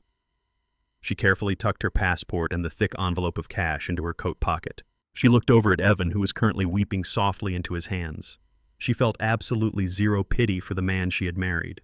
She only saw him as a massive sinking anchor that was going to drag her straight to the bottom of a federal prison cell. She silently zipped her suitcase and pulled on her heavy winter coat, preparing to leave him completely alone to take the entire fall for her massive financial crimes. The sharp sound of the metal zipper cutting through the quiet room finally snapped Evan out of his pathetic stupor. He wiped his tear-stained face and looked up just as Harper was wrapping her thick scarf tightly around her neck. He saw her gripping the plastic handle of her cheap suitcase and stepping carefully toward the motel room door. Evan stood up from the sagging mattress, his voice trembling with deep confusion. He asked her what she was doing and where they were supposed to go at this hour with the police actively hunting them. Harper stopped with her hand hovering directly over the brass doorknob. She did not even have the basic human decency to look him in the eyes. She stared straight at the peeling paint on the door and told him there was no longer a partnered team in this situation. She coldly informed him that she was heading directly to the international terminal of the airport. She explicitly stated that she was leaving the country tonight and he was not invited to come with her. Evan was completely stunned. He stumbled forward and desperately reached out to grab her arm. He begged her to stay, pleading that they were legally married and needed to fight the federal indictments together as a united front.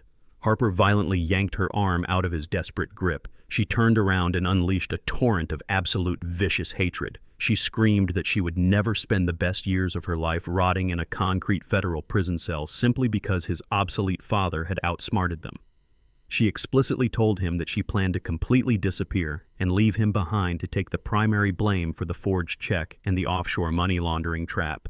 She called him a pathetic excuse for a man who could not even properly steal a company from a senior citizen. Evan finally realized the terrifying truth. His wife was a complete parasite who was actively discarding him the exact moment he ceased to be financially useful. A sudden surge of desperate anger flared up inside him. He physically stepped between Harper and the wooden door, actively blocking her only path of escape. He firmly told her she was not going anywhere with the last of their survival cash. He demanded she hand over the hidden envelope. Harper realized she could not physically overpower him to reach the door. Her vicious survival instinct instantly escalated to extreme physical violence. She quickly backed away, pretending to surrender. But as Evan stepped forward to take the envelope, Harper reached out and grabbed the heavy, cheap ceramic lamp resting on the stained bedside table. She gripped the metal base tightly and swung it with absolutely all of her remaining strength directly at her husband's head.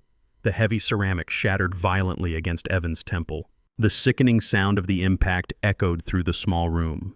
Evan instantly collapsed onto the filthy carpet, clutching his bleeding head and groaning in blinding pain. Harper casually stepped over his writhing body without a single ounce of remorse. She reached down into his coat pocket and quickly snatched the keys to the cheap rental sedan they had used to flee the mansion. She opened the door, dragged her suitcase out into the freezing night air, and ran across the parking lot, leaving her husband bleeding on the floor. Evan lay completely helpless on the disgusting motel floor. Blood dripped slowly from the deep gash on his temple, staining the cheap carpet a dark crimson. The room was spinning violently. He pressed his hand against the wound, trying to process the absolute magnitude of the betrayal he had just suffered. The woman he had loved, the woman he had actively tried to destroy his own father for, had just cracked his skull open and stolen his only means of escape. He heard the distant screech of rubber tires as Harper aggressively peeled out of the motel parking lot in their rented sedan. He was entirely abandoned, entirely broke, and severely injured. Before Evan could even attempt to push himself up onto his hands and knees, the heavy wooden door of the motel room was violently kicked open. The cheap brass deadbolt splintered the wooden frame, sending sharp shards of debris flying across the room. 6 heavily armed tactical police officers and 2 federal agents swarmed into the cramped space. Blinding tactical flashlights cut through the dim light, immediately pinning Evan to the floor. The officers screamed aggressive commands, ordering him to stop moving and keep his hands clearly visible. They roughly grabbed his arms, completely ignoring his bleeding head, and forcefully pinned him face down on the filthy carpet. Cold steel handcuffs clicked tightly around his wrists. The federal agents quickly cleared the small bathroom and checked the empty closet immediately, realizing the primary female suspect was missing. The lead FBI agent crouched down next to Evan. The agent did not offer medical assistance or an ounce of sympathy. He loudly read Evan his Miranda rights while an officer hauled him up to his feet. The agent officially informed my son that he was being placed under immediate federal arrest. The charges were devastating. Evan was formally charged with massive conspiracy to commit federal bank fraud, severe wire fraud, and actively aiding and abetting a wanted federal fugitive. Evan did not try to fight or argue. The fight had been completely beaten out of him. He was dragged out of the motel room and shoved into the back of a waiting police cruiser surrounded by flashing red and blue lights. The federal interrogation room was a freezing concrete box designed to completely break a person's spirit. The harsh fluorescent lights buzzed overhead, casting a sickly pale glow over the heavily scarred metal table. Evan sat handcuffed to a heavy steel chair. A paramedic had hurriedly bandaged the deep gash on his temple, leaving a thick white gauze pad soaked with dried blood. He was shivering uncontrollably in his thin sweatpants. The crushing reality of his situation was finally settling heavily onto his shoulders. He was entirely broke, entirely alone, and facing decades in federal prison for massive corporate fraud and international money laundering. 2 seasoned FBI agents stood in the corner of the room, silently observing his complete psychological collapse. They knew he was the weak link. After 3 agonizing hours of grueling questioning, the lead agent finally stepped forward and placed a heavy black telephone on the metal table. He coldly informed Evan that he was legally permitted exactly 1 phone call. Evan stared at the plastic receiver with absolute dread. He had absolutely no friends left to call.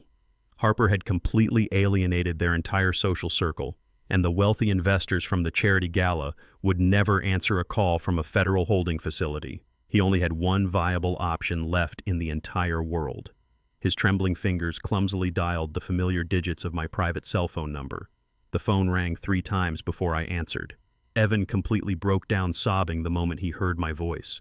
He aggressively swallowed every ounce of his toxic pride and begged me to save him. He pleaded for me to hire the best federal defense attorneys in the city and post his massive cash bail. He swore he was incredibly sorry for trying to steal the company and promised he would do absolutely anything to make it right. He cried like a terrified child, desperately hoping his father would swoop in and rescue him from the catastrophic mess he had actively created. I listened to his pathetic begging in complete silence. When he finally ran out of breath, I told him I would be there in 20 minutes and calmly hung up the phone. Evan waited in the freezing interrogation room with a desperate glimmer of hope sparking in his chest. The heavy steel door finally buzzed and swung open. I walked into the concrete room wearing a perfectly tailored dark suit. My corporate lawyer, Aaron Cohen, walked in directly behind me carrying his signature leather briefcase. Evan practically sagged in his chair with profound relief. He eagerly looked at Aaron's briefcase, completely expecting him to pull out a massive cashier's check for the bail money and a stack of aggressive legal defense motions. The 2 FBI agents stepped back to give us a moment, though they remained in the room to monitor the interaction. I walked over to the cold metal table and sat down in the chair directly across from my son. I did not look at him with a father's warmth or sympathy. I looked at him with the cold, calculated detachment of a business executive examining a failed investment. I placed my hands flat on the table and explicitly informed him that I did not bring a single cent of bail money. I told him he was going to sleep in a federal holding cell tonight. The desperate relief instantly vanished from Evan's face, quickly replaced by a rising tide of defensive anger. He demanded to know why I had even bothered to show up if I was not going to help him. He accused me of coming down to the prison just to brutally gloat over his total failure. Aaron Cohen stepped forward and silently placed a thick manila envelope onto the metal table. He slid it across the smooth surface until it rested directly under Evan's handcuffed wrists. I instructed my son to open the envelope and read the documents inside before he dared to speak to me with that disrespectful tone again. Evan awkwardly manipulated his bound hands to tear open the paper flap. He pulled out a thick stack of legally certified court documents. His eyes scanned the bold black text at the top of the first page. It was a formal petition for absolute divorce. But it was not the threat of divorce that made the blood completely drain from Evan's face. It was the official filing date stamped heavily in red ink on the top right corner. Harper had secretly filed these divorce papers with the county court over a week ago. She had initiated the aggressive legal separation days before the disastrous charity gala, days before the eviction, and long before they had stolen my retirement funds. She had been methodically planning to abandon him the entire time. Evan frantically flipped through the pages, his breath catching in his throat as he read her sworn legal statements. Harper had viciously thrown him entirely under the federal bus.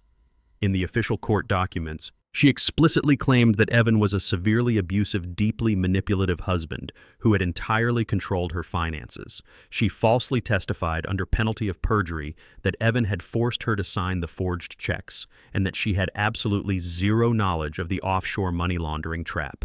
She formally requested complete legal immunity and asked the court to award her sole possession of any remaining assets. She had built a perfect, legally binding narrative that pinned 100% of the financial crimes directly onto him.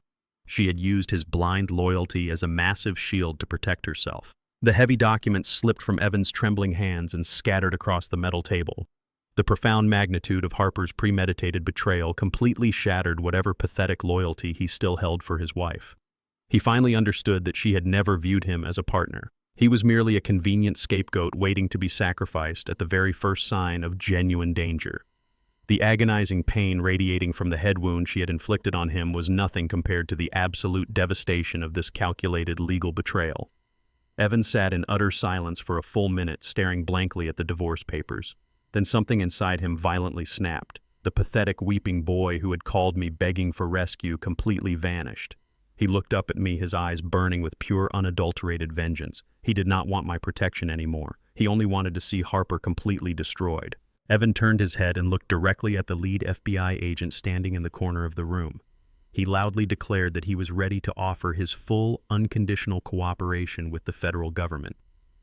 The agent immediately stepped forward and activated a digital voice recorder. Evan did not hesitate for a single second. He rapidly spilled every single detail of Harper's desperate escape plan. He gave the agents the exact make, model, and license plate number of the rental sedan she had stolen from him. He revealed the specific international terminal at the airport she was driving toward. Most importantly, Evan disclosed the highly illegal fake passport alias Harper had purchased on the black market months ago, a name the federal authorities would never have known to look for. He explicitly told them she was carrying $8,000 in stolen physical cash and was desperately trying to board a red-eye flight to Eastern Europe. The interrogation room instantly erupted into chaotic, coordinated action. The lead FBI agent grabbed his radio and began shouting rapid commands to dispatch tactical intercept teams directly to the international airport. The hunt for Harper was officially in full motion, and she was walking directly into a massive federal wall. While Evan was sitting in a freezing concrete interrogation room, trading his loyalty for a reduced sentence, Harper was experiencing a completely different reality. She had abandoned the stolen rental car in a long-term parking garage and briskly walked into the massive international terminal of the airport. She felt an absolute intoxicating rush of adrenaline. She approached the premium first-class ticketing counter and presented her highly illegal black market passport. The name printed on the forged document was completely fake, but the biometric scan passed the basic security check without triggering a single alarm. She used a portion of the $8,000 in stolen physical cash to purchase a one-way first-class ticket on a red-eye flight to Eastern Europe. She successfully navigated through the expedited security checkpoint, leaving her catastrophic domestic life entirely behind her. She confidently strolled into the exclusive first-class VIP lounge, a luxurious private sanctuary reserved strictly for the wealthiest international travelers. The lounge featured plush leather seating, soft ambient lighting, and a complimentary premium bar. Harper dropped her cheap suitcase next to a velvet armchair and walked directly to the bartender. She ordered a tall glass of the most expensive vintage champagne available. She sat back in the deep leather chair, took a slow sip of the sparkling wine, and let out a long sigh of absolute relief. She looked at her diamond watch. Her flight was scheduled to board in exactly 45 minutes. She smiled a vicious, triumphant smile. She genuinely believed she had successfully outsmarted everyone. She thought I was just a stupid, obsolete old man who was too slow to catch her. She thought Evan was a pathetic, weak-minded fool who would sit quietly in prison and take the absolute entire blame for her massive financial crimes. She felt completely untouchable. She closed her eyes and began eagerly visualizing her new luxurious life in a foreign country, completely funded by whatever remaining assets she could eventually liquidate from afar. She was completely intoxicated by her own perceived brilliance, entirely unaware that the massive federal net had already been cast and was rapidly closing tightly around her. Harper raised her crystal glass to take another sip of her celebratory champagne. At that exact moment, the heavy frosted glass doors of the exclusive VIP lounge violently slid open. Harper casually glanced over the rim of her glass, expecting to see another wealthy passenger looking for a quiet place to read. Instead, her heart completely stopped beating in her chest. I walked through the doorway wearing my perfectly tailored dark suit. My corporate lawyer, Aaron Cohen, walked directly beside me holding a thick stack of federal warrants. But we were not alone. We were closely flanked by 4 heavily armed federal agents wearing dark tactical windbreakers with the bright yellow letters of the Federal Bureau of Investigation boldly printed across their chests. The elite lounge instantly fell completely silent. The soft jazz music playing over the ceiling speakers seemed to disappear as the agents marched purposefully across the thick carpet. Harper froze in her velvet chair. Her mind desperately tried to comprehend how I could possibly be standing in the international terminal. She had used a secret fake name. She had paid entirely in untraceable cash. She thought her escape route was absolutely flawless. The lead FBI agent stepped directly in front of her table. He did not ask politely for her identification. He forcefully stated her illegal black market alias out loud, immediately confirming that her fake identity had been completely compromised. He then addressed her by her real legal name and ordered her to place her hands flat on the glass table. Harper practically dropped her champagne glass. It tipped over, spilling the expensive wine across the polished surface. She frantically tried to deny her identity, claiming they were making a massive mistake and harassing an innocent traveler.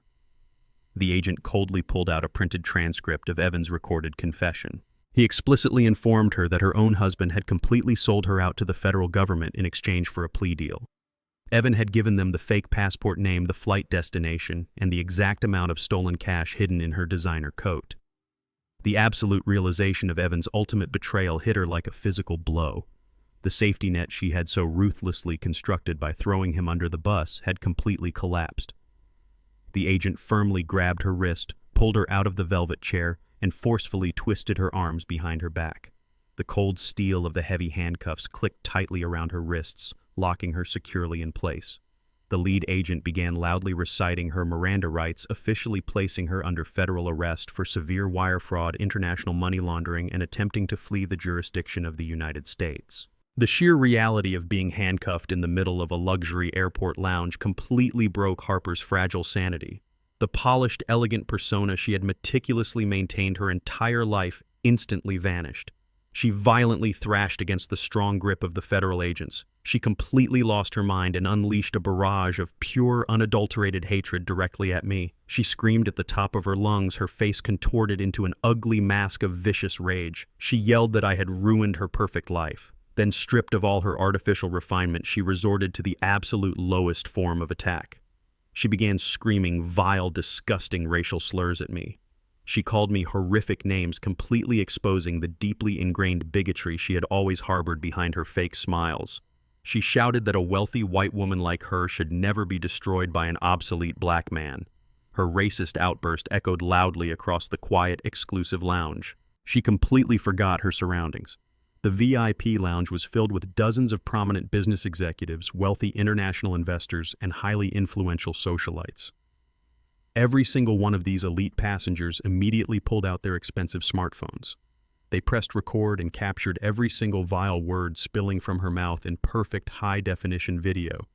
They recorded her racist tantrum, her violent resistance against the federal agents, and her absolute total public humiliation. I stood there in complete silence, watching her actively destroy the very last shred of her public dignity. I did not respond to her racial slurs. I simply let the camera lenses capture her true ugly nature. The federal agents quickly lost their patience with her violent thrashing. 2 agents grabbed her firmly by the shoulders and forcefully physically dragged her out of the VIP lounge. She kicked and screamed the entire way down the terminal concourse, providing a spectacular show for hundreds of waiting passengers. I turned to Aaron Cohen and nodded. The digital evidence of her racist meltdown would flood the internet within the hour. Her wealthy, prestigious family would be completely horrified by the viral exposure. By the time her federal trial began, she would have absolutely zero public sympathy, zero financial resources, and zero allies left in the entire world. The stage was perfectly set for her ultimate legal destruction. While Harper was being aggressively processed into the maximum security federal penitentiary to begin her decade of absolute isolation, my son Evan was standing on the concrete steps of the downtown courthouse as a technically free man. His eager, desperate cooperation with the federal authorities had successfully spared him from a lengthy prison sentence. The prosecuting attorneys had offered him a highly restrictive plea deal. He was officially placed on 5 years of strict federal probation. He was required to wear a thick electronic monitoring ankle bracelet and report to a federal officer every single week. However, avoiding a concrete cell did not mean he had escaped the severe consequences of his own boundless arrogance. The federal judge had systematically stripped him of every single financial asset he possessed to help cover the massive legal fines and restitution orders tied to the money laundering conspiracy. His bank accounts were completely liquidated by the government. His credit was permanently destroyed. He possessed absolutely no property, no vehicle, and no savings. He was wearing the exact same wrinkled sweatpants and thin jacket he had been wearing on the night of the violent motel raid. He walked aimlessly through the busy city streets with a heavy, throbbing ache still lingering near his healing temple. He had absolutely nowhere to go. The wealthy friends he used to entertain at lavish dinners had immediately blocked his phone number the moment his name appeared on the criminal indictments. He spent his first night of freedom sleeping in a crowded, dangerous city shelter, clutching his thin jacket tightly around his chest while listening to the terrifying sounds of the desperate men around him. By the second morning, the crushing weight of his absolute destitution broke whatever fragile pride he had left. He realized he could not survive on the unforgiving streets. He forced his exhausted legs to walk the 5 long miles from the downtown shelter to my quiet suburban neighborhood. He stood on my front porch shivering violently in the cool autumn wind and weakly knocked on my heavy oak door. When I opened the door, he immediately broke down in tears. He collapsed onto his knees right on the welcome mat, begging for my forgiveness. He pleaded with me to let him move back into his old childhood bedroom. He desperately asked me to give him a management position at Dubois Holdings so he could start rebuilding his life and pay off his massive court fines. He still foolishly believed that simply saying he was sorry would instantly restore his executive privileges and his comfortable lifestyle. I looked down at my weeping son kneeling on the porch. I did not feel the sudden urge to pull him into a warm embrace. I had spent my entire life shielding him from the harsh realities of the world, and that misguided protection had nearly destroyed my legacy. I calmly instructed him to stand up and walk into my study. He followed me inside, wiping his tears, a pathetic glimmer of hope returning to his exhausted eyes.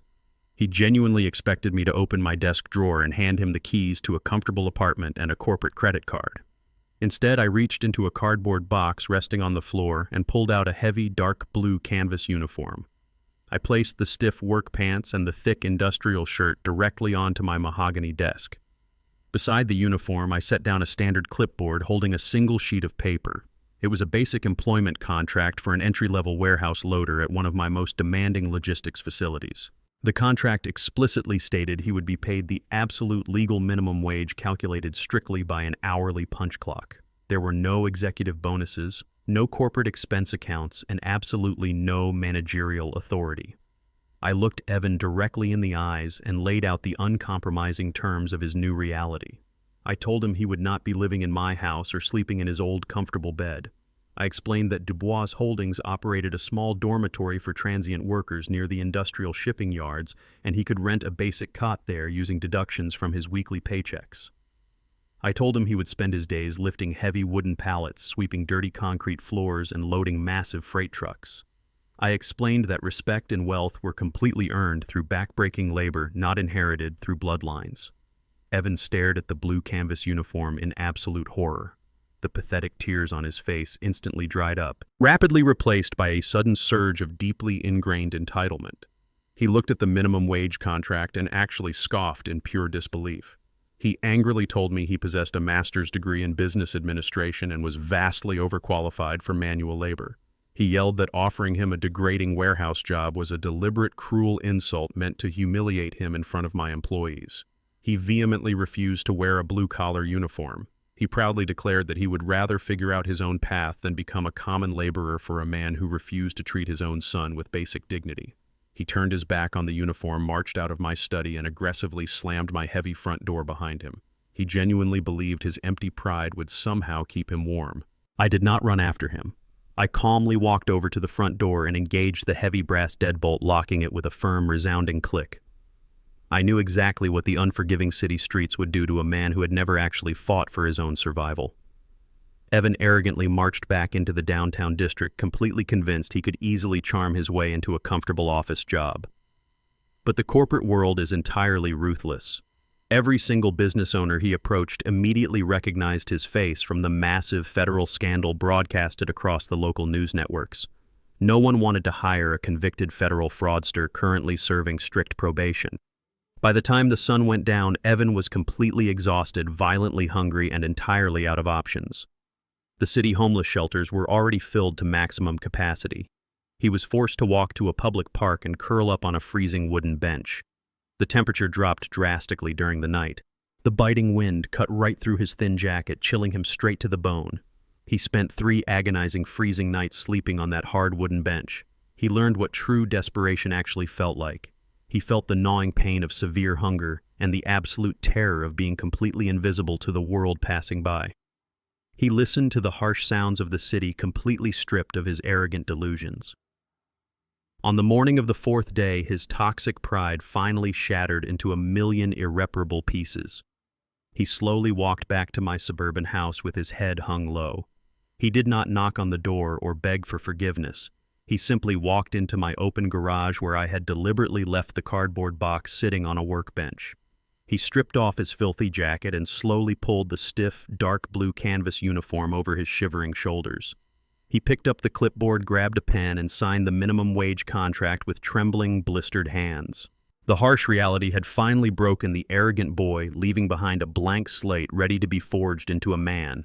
Deep inside the concrete belly of the federal penitentiary, the morning routine began long before the sun ever breached the horizon.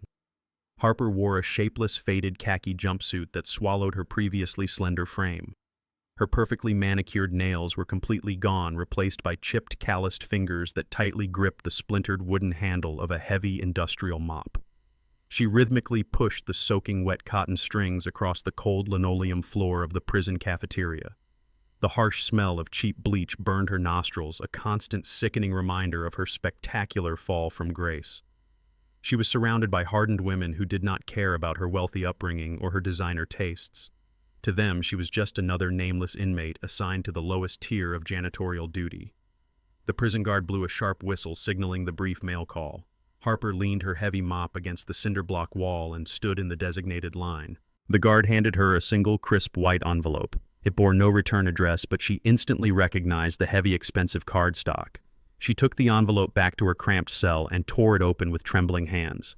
Inside was a single sheet of paper and a certified banking receipt. It was a letter from me. I did not write a long, gloating message. The paper simply contained a copy of the official financial transfer, returning the stolen $500,000 from the federal escrow account back into my control. But the second document was the true killing blow. It was a certified receipt from a prominent national charity. I had taken every single cent of the $500,000 she had illegally forged and donated it directly to a massive scholarship fund dedicated entirely to the higher education of underprivileged African American youth. I attached a brief typed note at the bottom of the receipt. It read that her arrogant greed had successfully funded the bright futures of 50 young black men and women she had so violently despised.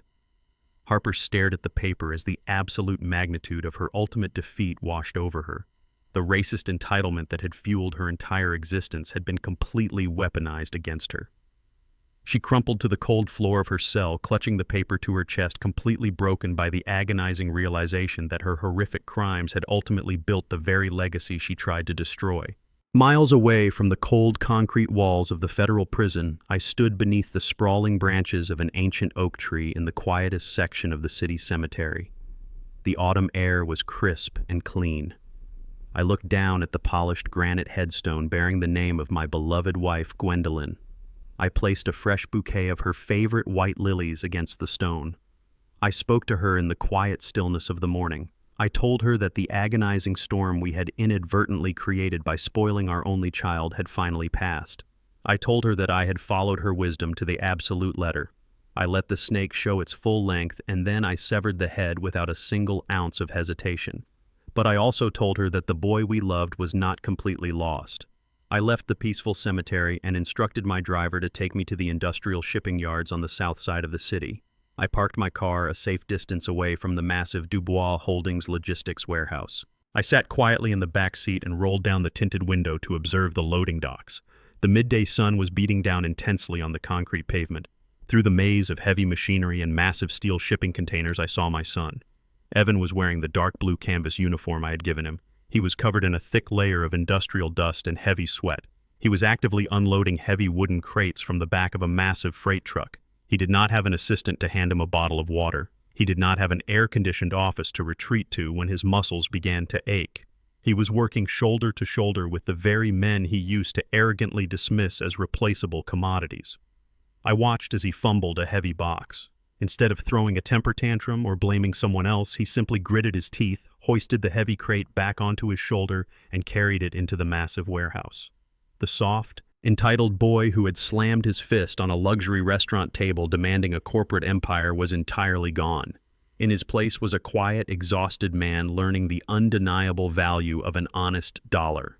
His arrogant sneer had been completely replaced by the quiet, stoic endurance of a man attempting to rebuild his fractured soul from the absolute bottom. I did not step out of the car to congratulate him. He had a long, grueling journey ahead of him, and he needed to walk every single step of it entirely alone. I rolled the window back up and told my driver to take me home. I returned to the quiet, empty sanctuary of my suburban home as the late afternoon shadows began to stretch across the manicured lawn. The massive house felt remarkably peaceful. I walked into the kitchen and put the kettle on the stove. I methodically prepared a pot of herbal tea, enjoying the simple, rhythmic routine of the task. I carried my steaming cup into the study and sat down in my favorite leather armchair. I looked around the room completely satisfied with the absolute silence. The massive financial coup, the dramatic evictions, the federal arrests, and the highly public humiliations were all completely finished. The silent adjustment was officially complete. I took a slow sip of the hot tea and let the deep satisfaction settle into my bones. I had faced the absolute worst kind of betrayal a father could ever experience. My own flesh and blood had actively tried to declare me mentally incompetent to steal the empire I had built with my bare, calloused hands.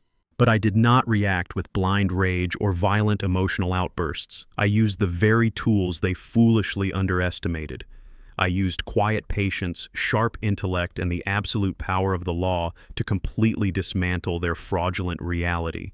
I stripped them of their stolen wealth, their unearned corporate titles, and their fake prestige. I forced them to face the severe, uncompromising consequences of their own actions. I did not destroy my son in the process. I simply destroyed the toxic disease of entitlement and greed that had deeply infected him. I shattered the artificial poisonous shell he was hiding inside so the actual man underneath could finally breathe and grow. I reclaimed my personal dignity, fully protected my life's legacy, and secured my commercial empire for the future. Life has a very brutal way of teaching us what truly matters. We spend decades building and nurturing, hoping our roots grow deep and strong. Sometimes, to save the tree, you must cut off the rotting branch without mercy. I learned that anger is a loud but ineffective weapon, while silence is a precise and devastating tool. True power does not roar, it simply waits. When you stop shielding entitled people from the harsh consequences of their own actions, reality finally steps in to teach the brutal lessons you could not. Setting absolute boundaries is never an act of cruelty against your family. It is the ultimate act of saving yourself. You cannot heal a tree by watering its rotting branches. If you found value in this tough lesson, please hit like, subscribe, and share your thoughts right below.